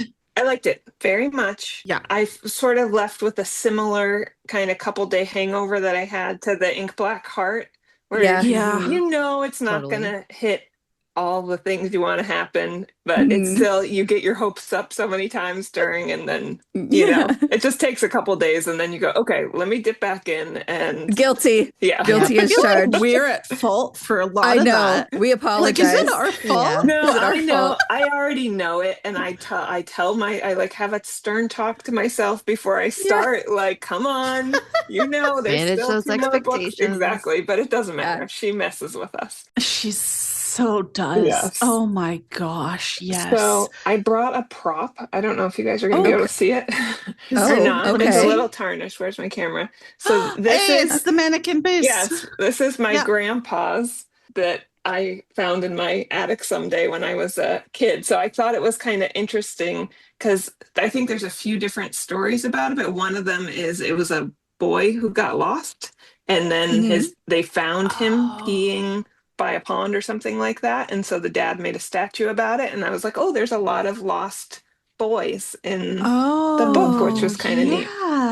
I didn't even think about the symbolism of that little statue. I didn't either until this morning. I was like, oh, I should Google it. That's she may have done a little something behind Wait the a second. scenes. Remind me what statue we're talking about. So when they visit Griffiths, Ian Griffiths the first time, Strike picks up this little statue. Oh my and he gosh. says, oh, you've been to Belgium? Because that's a statue in Belgium, like a very famous one. Yeah. And Griffiths is like, oh, no, Chloe sent it to me because tacky souvenirs or whatever. Yeah. Actually, it was a clue that, he was running a sex trafficking ring in Belgium. Oh my gosh. Yeah. Which the fact that just a few chapters later, we start to hear about people getting arrested for sex trafficking in Belgium really should have clued me. And I'm like, oh, hey, that guy. Yeah. Strike mentioned the Belgian little souvenir in his living room. Probably should have connected the dots on that one. I also noticed in my second read the limp that he had. Yeah. Strike had just said like 3 chapters before, we're probably looking for someone with a limp. Yeah. And then he's described as like pigeon walk, and he trips, and I was like, oh my gosh, such awkward clues. I like to take any time to slow down and try to figure it out. I just want to read the book. I can't go emotionally. I'm not going to worry about it. Yeah, exactly. It's too much. And I think that Joe knew that we'd all be so anxious and stressed at this point, because this is after that whole Bijou possibility. And she knew that she could put lots of clues. Yeah, she knew she could put the most obvious clues on the planet in this chapter, and none of us would see them because we're all so stressed. And it worked. They were the most obvious clues that have ever been in this book. And I'm still stressed now. Just thinking about it. Yeah, I just think it takes, I just like to read it the first time, and then I'll probably re-listen 30 times or something like that. And then each time you're like, ooh, that's a little thing. Yeah. So one of the other things I found that's sort of off the beaten track, but I was really affected by Robin's interview with Valentine. I felt so upset on her behalf, and he's so mean. But the nickname Pit Pony, I was like, I don't know what that is, but it doesn't sound that offensive, but maybe it really is. So I Googled it. But then I found a positive spin on it because it's the horses or ponies that they put in the mines to pull out, I guess, coal, whatever they were mining, after the Mine Act of 1842 banned women and children from being in the mines. And I thought, oh, Robin is a pit pony. She protects women and children. So that was like a nice spin on it. She's the one that goes in and gets the so stuff out. Gosh. And then that sort of is her at the end of the book too, because she's underground in a really cramped space, sort of finding the silver. Oh gosh, she's digging into the silver. Yeah. So I thought that was a neat little thing. How absolutely horrible of Charlotte. I hate her. Yeah, I don't care if she's dead. I hate her. Yeah. That was awful. So I reread the Valentine chapter last night, and I noticed I didn't even I know, it didn't even register with me the first time that he was saying that he knew that on the night Charlotte died, Strike had said nasty things to her. And I'm like, where did that come from? Because it wasn't Charlotte's suicide note. We know that. It wasn't Amelia. Who on earth? Or was he just making shit up? Do we know it wasn't in the suicide note? Because maybe there was more that we don't know about. Well, Amelia said, Strike said that, didn't he say if Charlotte had said if he'd picked up, he could have stopped it or something? Or maybe she did make up shit that he said to her in the suicide note, and Amelia just didn't say it? Maybe she left Valentine a voicemail too. Oh, yeah. Oh, making stuff up? Yeah. Yeah. That is a good question. Are we going to hear about that? Yeah, because it was such an interesting little accusation that's so counter to everything we know about the suicide note and how the suicide went down. And I'm like, where's that coming from? Or maybe it's just another little added thing to make Robin question Strike, Yeah. Which was just so hard. Oh, that was so hard. Just Valentine throwing shit at. Just to see what would stick. Yeah. No. I know. Leave her alone. For her. Leave her alone. She's going through it. It'll be quite the interesting theme, though, to talk about men in this way, because we don't usually do that. Where falsely accused or, good men. Well, there were both sides, I think this book was the men's book. Mm-hmm. Yeah. Well, Freemasons, so it makes sense, right? Yeah. And just the different aspects of men in society, I think is going to be very interesting to dive into. What was one little moment in the book that you loved that wasn't one of the big, I don't know. This was a big moment. The chaos of Christmas. Yes. So delighted in all of it. It didn't even have had to have a happy ending. I had so much fun while all that's happening. Marguerite. Yes. We love a disaster holiday in these books. Yes. Can they ever have a nice Christmas? I think the reason why we could enjoy it so much is because the Strike and Robin stuff in that chapter was so sweet and so fulfilling that all of the other disaster was just a cherry on top. It was such a mess. Oh, I loved it. Okay, well, thank you for joining us, Katie. Thank you for having me. It was delightful hosting this. This was fun. Thank you. And have a great evening. Yeah. Thank you for showing us the little souvenirs. That's so cool. Bye. All right, bye. I'm going to go to the bathroom real quick. Okay. But you go to the washroom and I'll hold down this floor, and then in a couple I can go. Sorry, Kelsey. Hi, we're just working at washroom breaks. I was like, I'll be right back. Are you guys getting snacks? Are you taking bathroom breaks? This is like a marathon for you ladies. Thank you for doing this. No, it's a pleasure. Well, we're doing a relay, I think. We're going to stagger the washroom breaks. Gotcha. There you go. So, take it in turns. Okay. That makes sense. Well, hello. I'm like a newer podcast listener, so this is very fun to get to. Yeah, I just I did a whole reread of the series this summer. It was wonderful. I needed like a comfort read this summer, and it was weird how I was like, this is a comfort read for me. It's so dark and grisly, but it was like I just am going to lean all the way in. So I think I was just like wanting to stay in that world, and so I just was. I'm a huge podcast fan. I'm a podcaster myself, so I was looking, and I was like, oh my gosh, there's a podcast about it. So, what's your podcast? My podcast is called the Girl Next Door podcast. Girl Next Door. It's just a conversational podcast that I have with a dear friend of mine. We've been at it for a while. So anyway, love the medium. So yeah, this has been. I'm looking it up. Oh, thanks. Gonna put it on my list. Are you on a reread now? Have you read it now? Like multiple. Yes. I only just finished yesterday afternoon. I have to read on my Kindle first, and then I will do the audiobook, I think, later. But I need to be able to read as fast as I can, and I can do that the fastest, physically reading. So audiobooks don't work for me. So I'm always either Kindle or hard copy. Okay, interesting. Both, it's just interesting. I'm such a reading fanatic. I just love talking about reading in all aspects and like how people read. Yeah. I just happened to wake up in the middle of the night that night, and I realized it was past midnight, and I was like, oh my gosh, I have to read the first couple of chapters. It was very magical. Yeah. And then you put it down?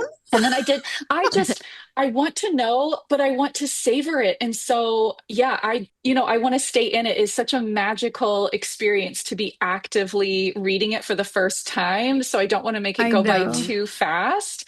So, and I was telling Pools, I read the first time on my Kindle. And so I just, have limited time for that going on about life and whatnot. And so I just savor every minute, but I will do the audiobook next. I'm waiting for that from the library. So good. Okay, I have to read you ladies one of my favorite quotes that I didn't hear you mention on the recap. And so this is in the final chapter, but here it is. Yes.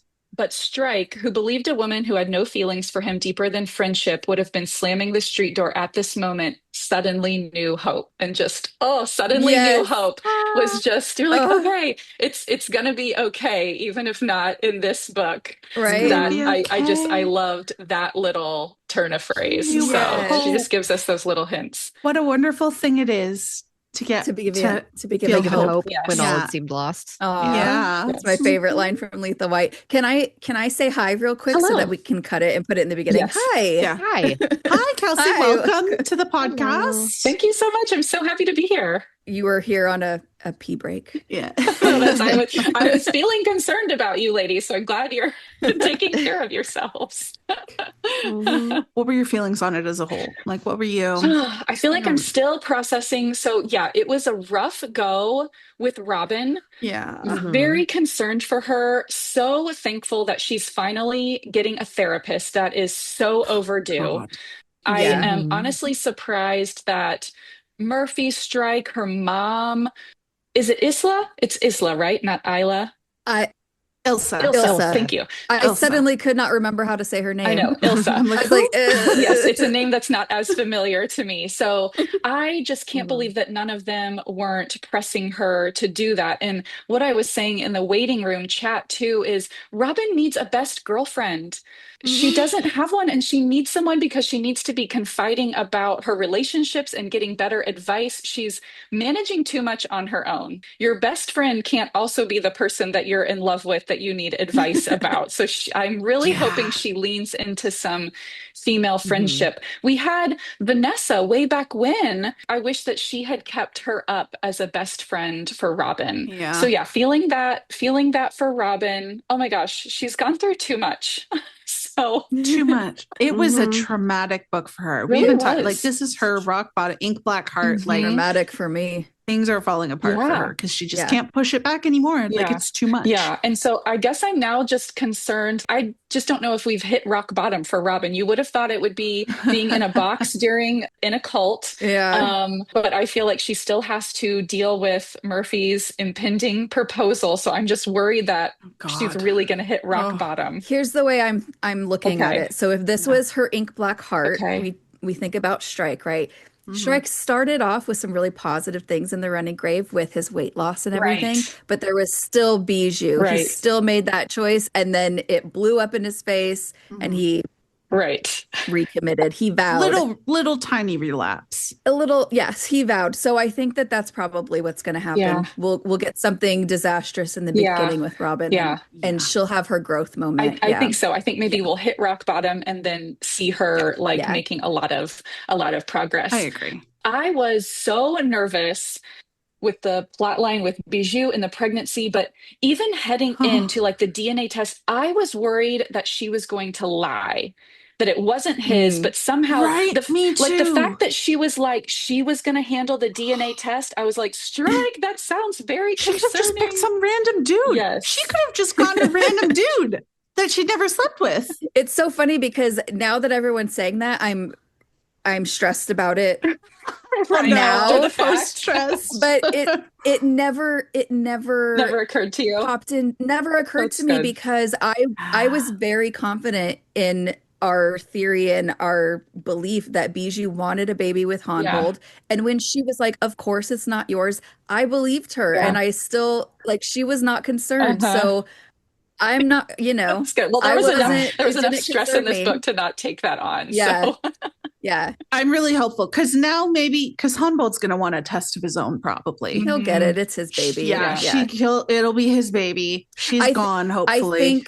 I think what the whole Bijou baby thing did is it allowed an opportunity for Rokeby to come into his life, but it also allowed Strike's heart to be a little softened to Rokeby as well, because he was now put in a position that Rokeby was also in, saying, you can see why I didn't think it was mine. So I think that was the reason for the whole Bijou thing. So he a lot of learned how Rokeby might have felt. Yeah, a lot of good came out of it, even though it was stressful for Strike and poor Robin. Yeah.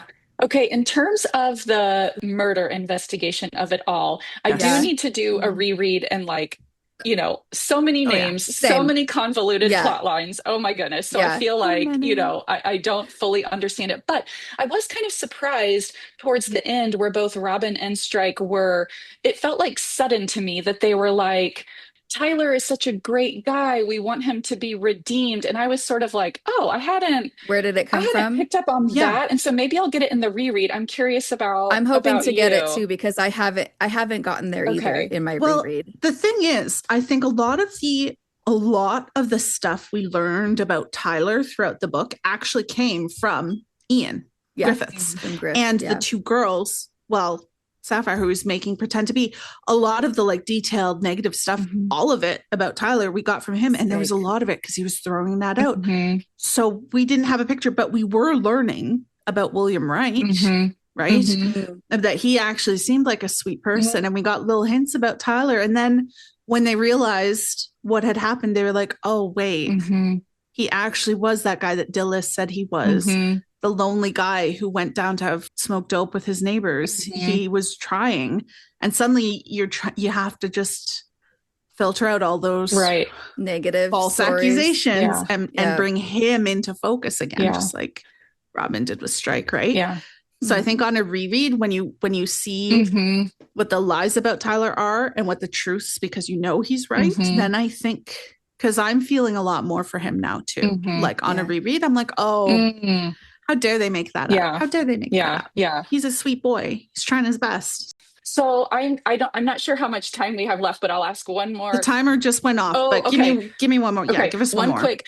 How is Robin going to get out of the proposal? Like your quick synopsis. Diarrhea. And what was the phone call? Diarrhea. Was the phone call Robin calling? Options. I think maybe it was Robin. I keep thinking that. Call his cell. Yeah, but I was like, why would she call the office? Yeah, that's what I keep going back to. I want it to be Robin. But I know, because I thought the same thing too, but. I think that Murphy will pull out the ring and she'll have a genuine panic attack. So she is going to, you think she's going to get to the Ritz? Because I'm thinking, I don't even know if she can. She might pull an Agatha Christie, as I've said, disappear. Great. She's had a stressful time. Text your mom, tell her she's okay, and then bounce.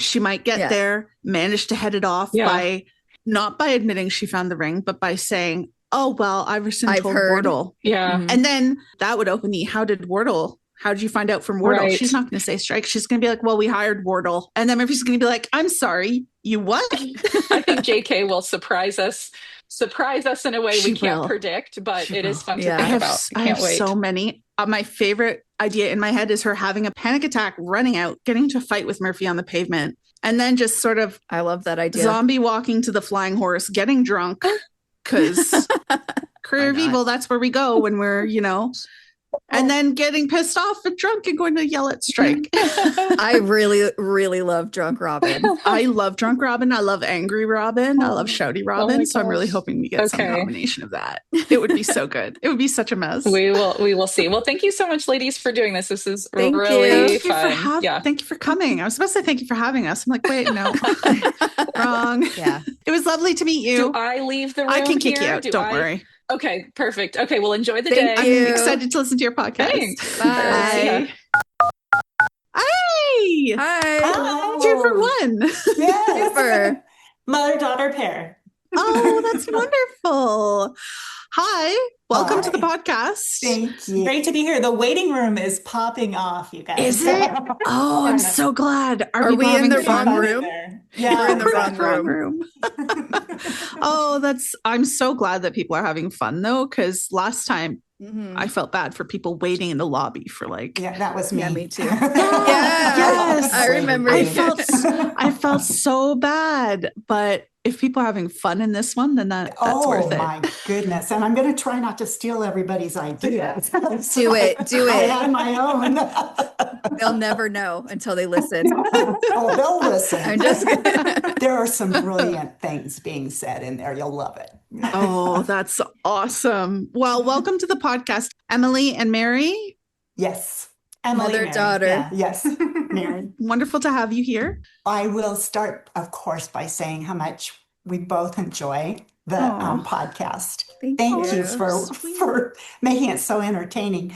But after Emily heard the podcast where I was on before, she went and started reading the books. You're a new convert. I'm a total convert. Yes. Yay, we love it. Your mom was just like, I was on a podcast. You got to listen. Well, which is remarkable, right? How fun is it when you're like, your mom's just randomly on a podcast? Well, Mom, do you know what a podcast is? So my brother was speechless. We all listened. It became a family affair. It was very fun. Oh, I love that. But what you'll love is she did say to me after she started reading the books and watching the series, you have been holding out on me. Right? Because I feel like I'm constantly trying to get everyone into my family to read these, and no one will because they're all obnoxious. But they're scared of the length. Yeah, I can see that. Well, even her dad saw he dropped into this in the Ink Black Heart show. Yeah. And we weren't 20 minutes into the show where he said, that Robin is just so special. I was like, yeah, okay, we know. Yeah, we know. Oh, we know. We love her. Oh, that's so great. So did you two simultaneously read the new one, the Hallmarked Man, together? Ish? Yes. Ish. Yeah, I was listening. She was reading. Yeah. Yeah. We have things. Speaking of Robin, we should jump right in. No, just the backslide, how much we're all rooting for her in the next books, and just how excruciating this was to read as such a fan of who she is as a character. It was painful. She was going through it. She was. I expected her to struggle. I did not expect her to be constantly re-traumatized. Yeah, it was the re-traumatization of her rape over and over again in this book, starting with finding out about her fallopian tubes and then the gorilla mask being outed. All of it. It was. And then people asking her, how can you work with Strike when you've been raped yourself? So much being thrown at her in this book, which now that I think about it, is like Strike getting blown up in Ink Black Heart, except it didn't we didn't get as explicitly that much, but it's that same re-traumatization that I think really threw her. What you're talking about is how frequent it was. It kept making me think of her saying to Prue when they were at dinner together, how I wish you didn't know about it. I don't like talking about it. Oh God. And now it's out everywhere. There. Yeah. She had to talk so much about it. Yeah. Oh, poor Robin. but nowhere to go but up, right? Yeah. Yes, we're looking forward. We're looking forward to the next one. I know we're going to get some good stuff from Robin in the next one. I know we are. We're going to get her going to therapy. Oh my God, I'm so excited. Which is going to be great. I think we're going to start the next book with a crash train wreck of an opening for her in the prologue, maybe, and then do a little time skip and she's in therapy and dealing with the aftermath. And be more communicative with her girlfriends. That was a lot of what we were talking about in the waiting room, of just wishing for her to have people in her life who she could be honest with. She doesn't confide in anyone. She's not honest with anyone. Yeah. I think she mostly only had Strike. Only honest with Strike. Well, because she knows that any good friend of hers would be telling her, this man is in love with you. Yes. Right. The one man is a manipulative shit. One man is a man who loves you. She was really cutting herself off from everyone, I think, she didn't want to hear what they were going to say to her. Aww. Well, what else? What other thoughts do you have? Because of your bracelet, Lindsay. One of the things that just jumped out at me that I gasped at was when she got her Christmas bracelet. Yes. The idea came from Shanker's. I know, Shanker. That's crazy. I love the callbacks. Who would have ever thought that Shanker was giving romantic advice? Right? That would work. That should be followed. It did work. It absolutely worked. It was fantastic advice. Her crying on the floor of the bathroom. I know. Oh, Jesus. Yeah. Oh my God, Robin. Girl. Yeah. I couldn't see the words because I had tears too. Right? It was just so much. Well, the other thing I love that was put in this part of the book and then later was Ted's send-off, where Polwarth toasted him as a proper man. Yeah. And near the end of the book, when Rokeby told Strike that my father, the copper, would have loved that I produced a proper man. Oh my God, I didn't even realize You didn't even realize that? Because I did. And I was like, oh, my heart for Strike. Yeah. And okay, Rokeby, you couldn't have said anything. Oh my God. That Rokeby made up for a lot. It did. A lot, because that's and Rokeby knows he's not a proper man, but I think he genuinely is actually proud of Strike. Oh, I have to go have emotions about that. Right? I'm having I need an emotions warehouse. I know. Yeah. He's a proper man, isn't he? We did have some rapid fire things too. You guys mentioned it in your response app, but Strike's new blue shirt, loved it every time. So cute. Sexy. Yes. Yep. Yeah. Deeply sexy. And Robin got her Raoul Doofy moment briefly, but in Sardinia, lots of thoughts about her needing some real R&R with coastal landscapes. Could she not have taken an extra day? Yeah. I mean, yes. Robin, yes. I'm begging you. Just take an extra night would have done a lot for her.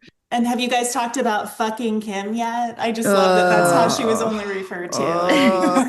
Yeah, briefly, but she is so irritating. Yeah. She's so irritating. And rude. Rude. Every time she cut Robin off or ignored what Robin was saying. So rude. Manipulative. I was about to throw hands. At least she gets karmic retribution. So good. She sure does. That scene with Strike. We have not talked about that yet. We haven't talked about that at the end. But that scene with Brandfoot and Kim. That was chef's kiss. Yeah, it was. Oh my gosh. Good. I think also the only food Robin ate the entire book. Very possibly, because she wasn't eating anything else. She threw out a sandwich, didn't eat her pasta. Left her nachos, which I'm still sad about. Who leaves nachos? Well, yeah. I mean, I'm so glad she finally got to witness one of Strike's epic takedowns because she's bad that I really of them. enjoyed that. Robin, we knew you would. We knew you would enjoy it, Robin. I was just so happy for her that she got to see that because it was fantastic. And Pools, I know time is short, but thanks for your North and South rec. Because it is great. Yes, we watched it and are reading it. It's a really nice therapy after the end of Hallmarked Man. The book is so good, but Richard Armitage is dreamy. When he's like, look back at me, that strike at some point, I don't know at what point, but it ask feels me like ask me what I mean. And he's like, look back at me, and then that kiss, and then the proposal. Yeah,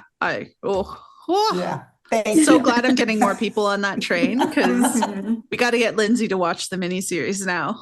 I think it's good, Lindsay. You'll like it. It'll soothe your soul after that. It will. I forgot to welcome people to group therapy. We said we were going to do that. Oh, yeah, we start doing that. Yeah. Right. The support group. Thank you so much to both of you for joining us. I'm so happy that this is now a family thing for you. That's awesome. I love it so much. It's so great. Sure.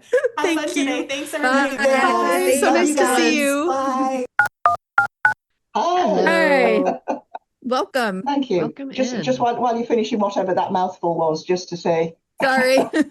Great books and great podcast. Thank you. Thank you. Welcome to group therapy. Oh yeah. So what did you think? A lot. A lot, yeah. A lot. Yeah. We all thought a lot. Yeah. That tracks. There's so many reactions, and I loved your reactions episode. I just sat there and then went straight back and re-listened because I'd missed so much as we went. I wasn't convinced on first listen. I tend to listen first and then read. Mm-hmm. I wasn't convinced on first listen, but I've now listened to it 3 times and I'm convinced. I'm a convert. Very nice. I warmed to it, but there was so much going on that it on first listen. Yeah, it's stressful the first time. There was quite a lot to take in. And then too many reactions. Can I just run through my notes and then... Yeah, go ahead. Go for it. What I became to think of as the hauntings. All the people coming back from every book. Yeah, even Matt and Sarah. And Matt... Yeah. Whoa. Yeah. The impression I got that Matt was 1, shattered, 2, not happy, 3, worn down, 4, under Sarah's thumb. Need I go on? Yep. Right. I loved how Robin had no time for him. She's just like, I'm doing work stuff. Yeah. But the difference between Matt in this book and Matt in the earlier books was just night and day. It's in your face. So fun to see. The relationship stuff, just I'm going to just go, yeah, because there's just far too much just to scream say. into a pillow. Yeah. Yeah, no, totally. There's far too much to say. But the one thing I would pick out was that I laughed out loud when the you don't want to see what's under here, try me. Try me. Oh, I loved it. I just fell about at that. That was brilliant. I loved it. Another thing I noticed, this was at the 3rd read, was peas. Peas, yeah. So Strike feeding the fish peas. But then that took me back to previous books, which was the pea in the engagement ring in Cuckoo's Calling. Yeah. Which was part of the boding. Yeah. And then Strike feeding the fish peas was very hopeful. And also there's the healing aspect of peas too, because he uses it on his face. Yes. When he gets hit. Yeah, the bag of peas. Yeah. Yeah. And then just in the chat with everybody else, they reminded me about the mushy peas in Skegness as well. Oh, yes. You know, it's one of those things that keeps cropping up. But the contrast between Cuckoo's Calling and Hallmarked Man with the peas was marked. Yes. Right, yeah. And what has J.K. Rowling got against the Welsh? I mean, come on, guys. Them and accountants. She knows a Welsh accountant. A Welsh accountant ruined her life. Can't stand. He's on my shit list now. Yeah, absolutely. But in this one, it was a Welsh grenadier who broke Strike's nose in the boxing ring. Oh, okay. Yeah. He got lucky. And he got lucky because he got knocked out in the next round. And Iverson. Ooh, yeah, Iverson. She wasn't too bad, though. She wasn't too bad, except she slept with Wardle. Well, yeah. Well, Wardle slept with her. I like Wardle. I like Wardle. Yeah. I'm not entirely sure about her. Okay. She's to be determined. She might come back. She's got bad taste to be crazy about Murphy, but you know, give her some rope there. Yeah. She's fine. Yeah. I thought she seemed competent. Oh, yeah. From a cop perspective, which is more than I can say for Murphy. Oh, yeah. Wasn't she the one that passed on like the evidence? Yeah, she passed information across. Yeah. And then Strike was annoyed because she was acting like, I'm a professional. Yeah. Yeah. So the kind of undertones in that whole that whole scene were quite interesting because she was kind of sitting there prim and proper. It would be funny if Murphy's over here accusing her of cheating, and then he's been like over here like doing stuff. I think he was with Iverson the whole time. We've said repeatedly when he's drinking, he goes like he's after women. Yeah. So I'm like, do we really trust that nothing happened with Iverson when we know he's been drinking? Well, that's a good question. A very good question. Yeah, good question indeed. Who knows? But maybe we'll get that in the next book. Oh, we're going to get the good stuff. The Murphy train is coming off the tracks and like going to crash and explode action movie style in the next book. It's almost going to be so worth the pain of this book. Yeah. For the I think it's going to be imagining like the whole Murphy post breakup crash out thing as being like, and I'm imagining Strike going, man, it's such a nice change of pace that it's not my personal life. It's, this is your fault, Robin. This is your, and I'm going to magnanimously, it's okay. Yeah. We've all been there, Robin. We've all had our poor choices fall back on the agency. Right. You're part of the club. Except I didn't marry one of mine. Where's that? Kim, the nerve of Kim. Oh, the audacity on that one. Oh, no. Well, she's got me mad. Yeah, she was. Didn't like her at all. I did not see a single redeeming characteristic in her. No. There were none. She just seemed horrible in every respect. Yeah, she just knew she was it, didn't she, really? The world surrounded the world revolves around her, basically. Yeah. But then I started thinking, like I did with the peas, and I started thinking back about the Welsh. Sorry, that's why this started. Well, someone's got to stand up for them. They've had a horrible time of it. Someone has to stand up for the Welsh. What they've done to it. And we know they've never actually travelled into Wales yet. Maybe next book. That'd be great if they went to Wales. Listen, if she puts a location in Wales as a header, I think we have to assume that something real bad is going to happen there. Or excellent. Yeah. She's going to reverse expectations. Hey, I don't know. I don't think there was anything wrong with, what was her name in Lethal White, the Welsh character? The Winds. Della Wynn. But he was a different kettle of fish. Oh, yeah, he was horrible. Was he Welsh too? I think they're both Welsh. Yeah. But she was fine. She seemed decent, but yeah. For the record, I must say that I enjoyed my time in Wales. Yeah, no bother. It was lovely. I was going to be like, I've never been there. I was like, wait, no, I went to Cardiff. Cardiff is in Wales, right? Wales. Yeah. It's the capital of Wales, yeah. It was lovely. It was. I actually bought a very nice pair of sneakers there that were so comfy and so cute. I have my Welsh love spoon on display in my room, in my living room. Yeah. Yes. Nice. And you know what? They have the flag of Wales with the red dragon. Yeah. That's badass. Yeah. Mm-hmm. Like, that's a great national flag. Now I want Strike and Robin to go get a love spoon. I want them to go spoon in Wales. But it did remind me of one of the funniest lines in the whole series, which is Irene Hickson. He could be queer. He could be Welsh. He could be Welsh. Oh, that was such a train of thought. Classic Irene, honestly. So we love it. So the Welsh have been in every book. I checked. The Welsh. There's been mention of the Welsh in every I think this book. is an Easter egg that's leading up to something. Maybe big. they are going to go to Wales. I'd love to see it. I would really love to see it. I would really love to see it. Well, just watch. Joe will post a Twitter header tomorrow, and it'll be somewhere in Cardiff. Well, I mean, Cardiff. Or Snowdon. Saying Cardiff is Wales is like saying London is England. I mean, the States is New York. Yeah. There's other. But there's a lot of beautiful countryside in Wales. Snowdon is in Wales, isn't it? Sorry? I know two things in Wales. Snowdon. Yeah. Snowdon. Yes. Yeah, and Cardiff. Yeah. Yes, I know two things. They're probably two most famous things, but yes, yeah, absolutely. Sorry, Wales. That's all right. I'm a Yorkshire girl. I can say that's fine to Wales, and they'll understand. Because Yorkshire's known as God's own country. I've heard that. Yeah. Your tea is lovely. Yeah. We've been buying the Yorkshire tea ever since Career of Evil. I think that's my go-to brand. Not going for the old Thai food.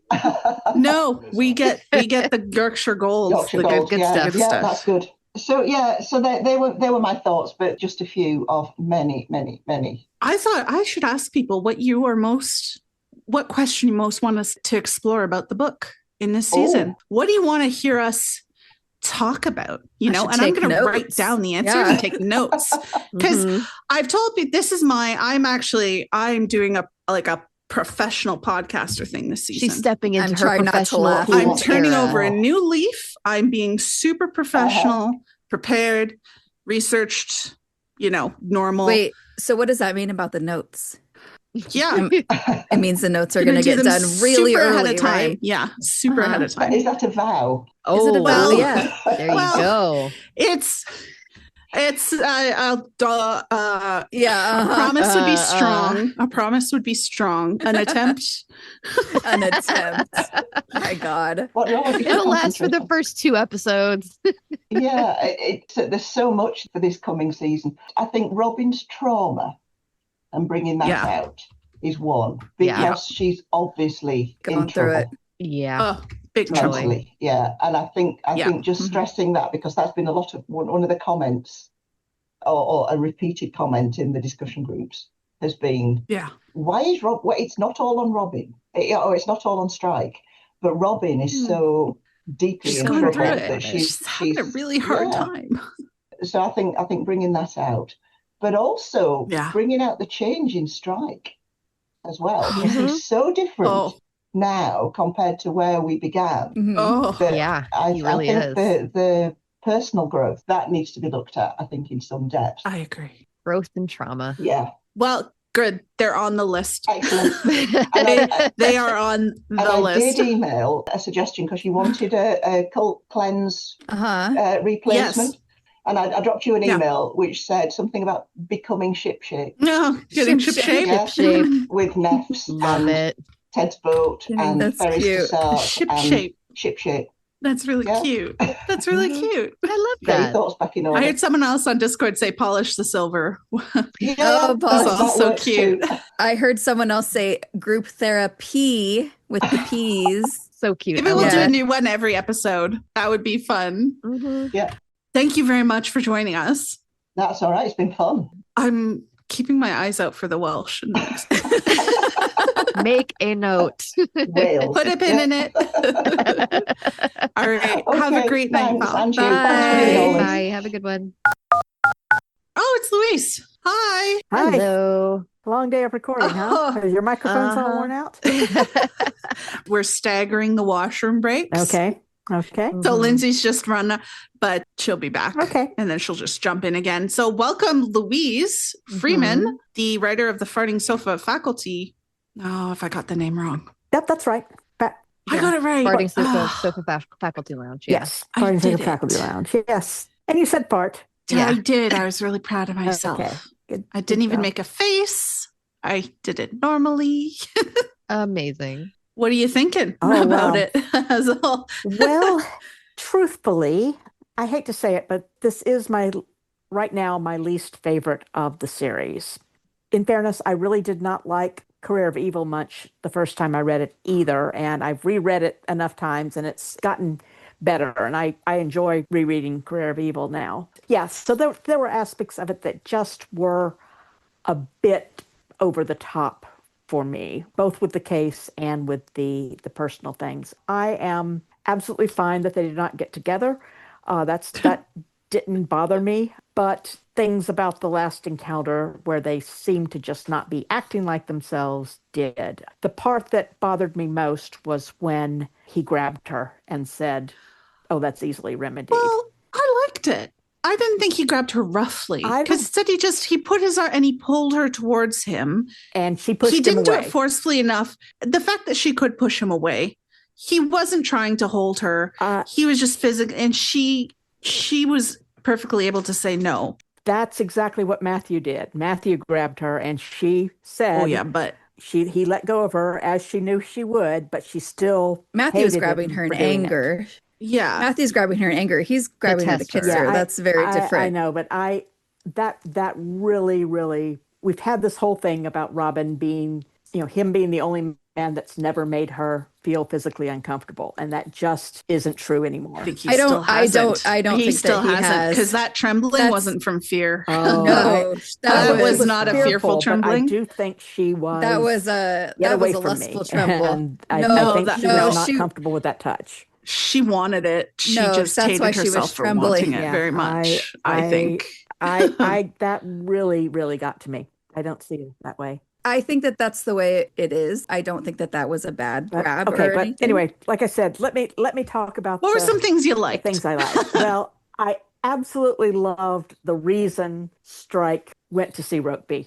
I mean, that's what I had actually thought. Okay, Culpepper is going to make trouble, and it's going to be Strike needing Rokeby's help to neutralize him that is going to bring them together. There's no other reason he would go see his father. So I was really excited about that. Of course, I thought it would be Rokeby, Lita, past history type stuff, not the Bee Jews stuff, which I could have done without. But anyway, I was absolutely delighted to see that. The other thing that really excited me about this book is that there were so many connections to Troubled Blood. And I was going over this just yesterday, and it was expanded, of course, because there were 5 guys who could have been this body, not 3 potential Creed victims. We had gone up to 5. But of the 3 that turned out to actually be dead, of course, just like in Troubled Blood, they solved all 3 cases. But if you look at individually what happened to them, so for Jason Knowles, what happens is they end up satisfied as to what happened to him. He was killed as revenge by a professional criminal. It's not clear if his body was ever recovered or if the killer would ever be prosecuted. So that is Kara Wolfson. Yeah. For Niall, what happened? Strike was able to deduce the location of a body that was submerged in a body of water, river, well, and the remains are recovered. The family's able to have closure and hold a proper funeral. So that's Louise Tucker. Yeah. And then for Taylor Powell, they were interviewing people all the way through, some of whom really liked him, some of whom did not. They really didn't know what type of person he was until it was getting toward the end. And then it turns out he's actually a good person who was trying to help a young woman escape an abusive situation. He's the Margot. And because he knew too much, he was murdered by a serial killer who feared exposure of a long series of crimes if Powell remained alive.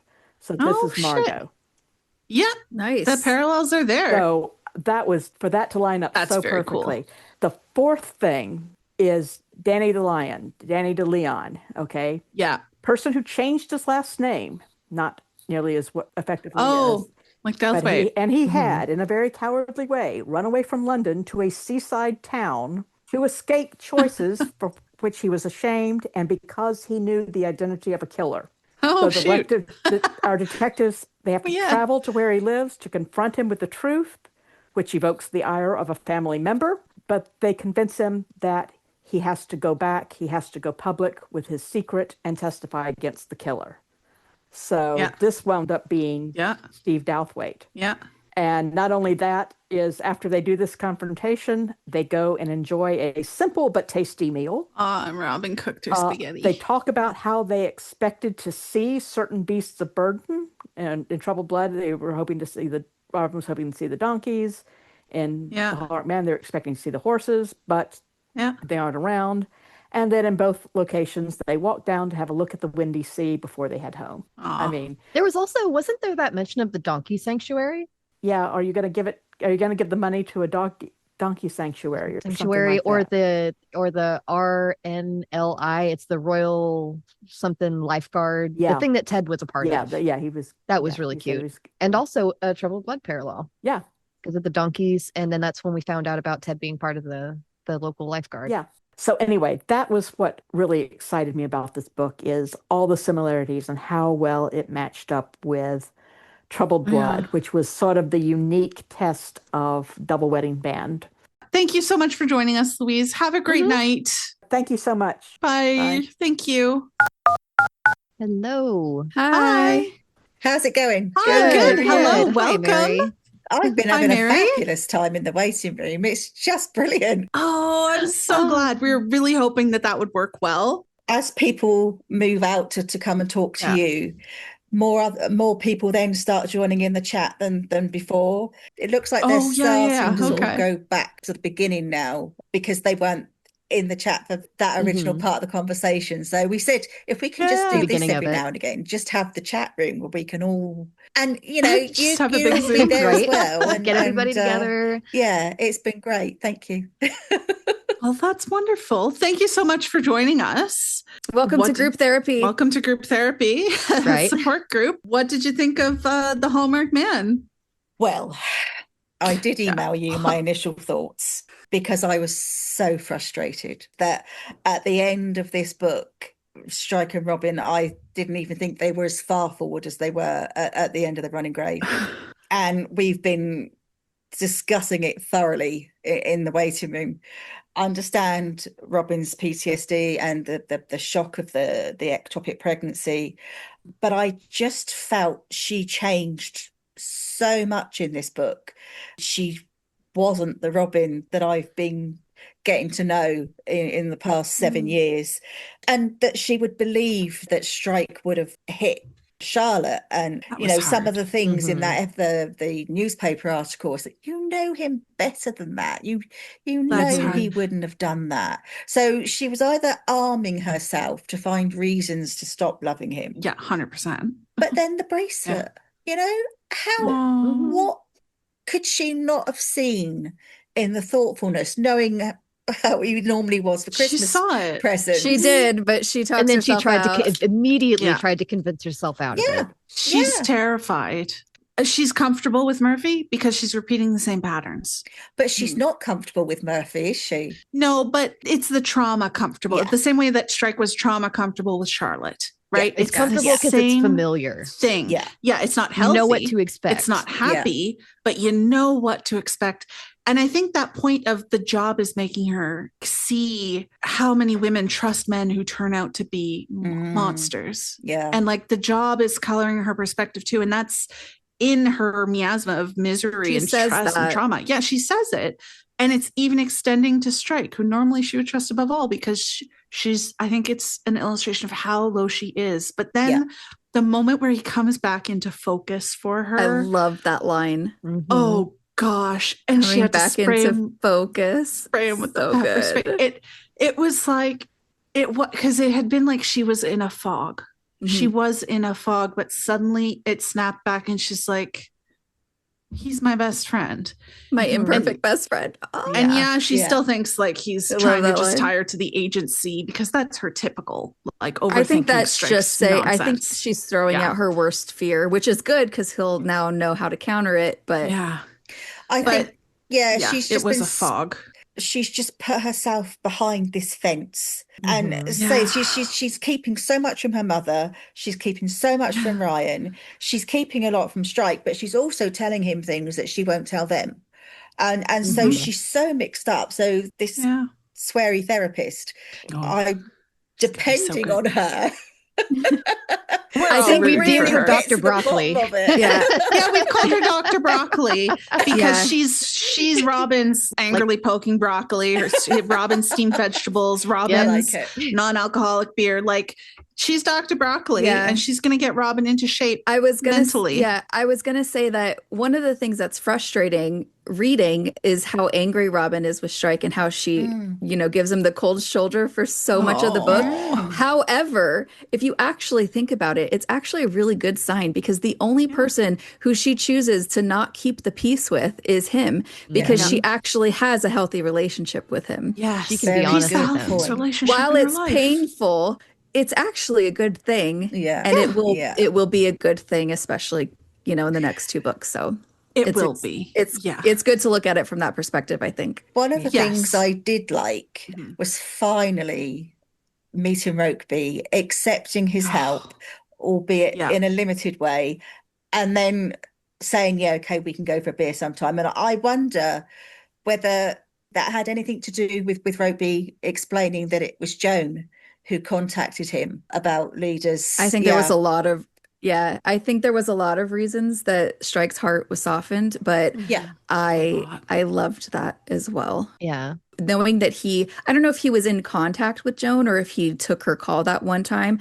but knowing that he was thinking about Strike and how to best take care of him.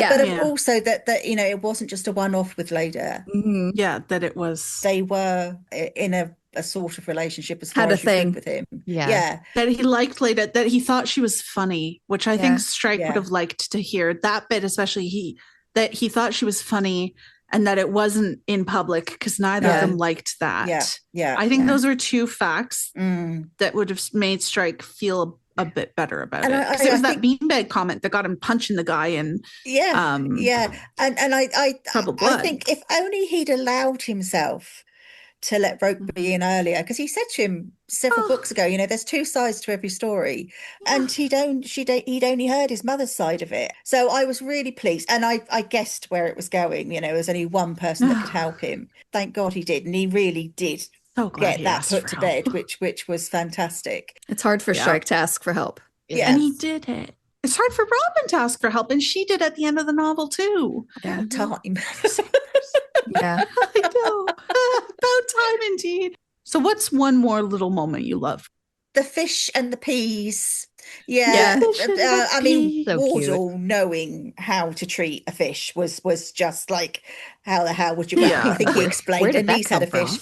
But the fact that it happened at the end of the book, and he couldn't help real Strike, but he could help fish Strike, and so he went off to get the peas, and I thought, did it to yourself. Great. That was quite great. Yeah, quite a nice way to end it. So it was lovely. It was I just hope we don't have to wait too long. He's got your hair. Pat yourself. You've got to love that. She's just it. brilliant. Oh, yeah. I had so to go excited to the for loo. those fish. So good. Really good to talk to you. Thank you for joining us. Oh, you're more than welcome. Have a good night. Thank you. Bye-bye. Bye. Bye. Have a good night. That'll do it for this episode. Thank you so much for listening. If you enjoy what you've heard, don't forget to follow us on social media. We're on Twitter, Instagram, and Tumblr at the SE Files Pod. You can also contact us on our website at thesefilespod.com or email us directly at sefilespodcast@gmail.com. Thank you so much again for listening, and we hope to catch you next time for another episode of the Strike and Ellicott Files.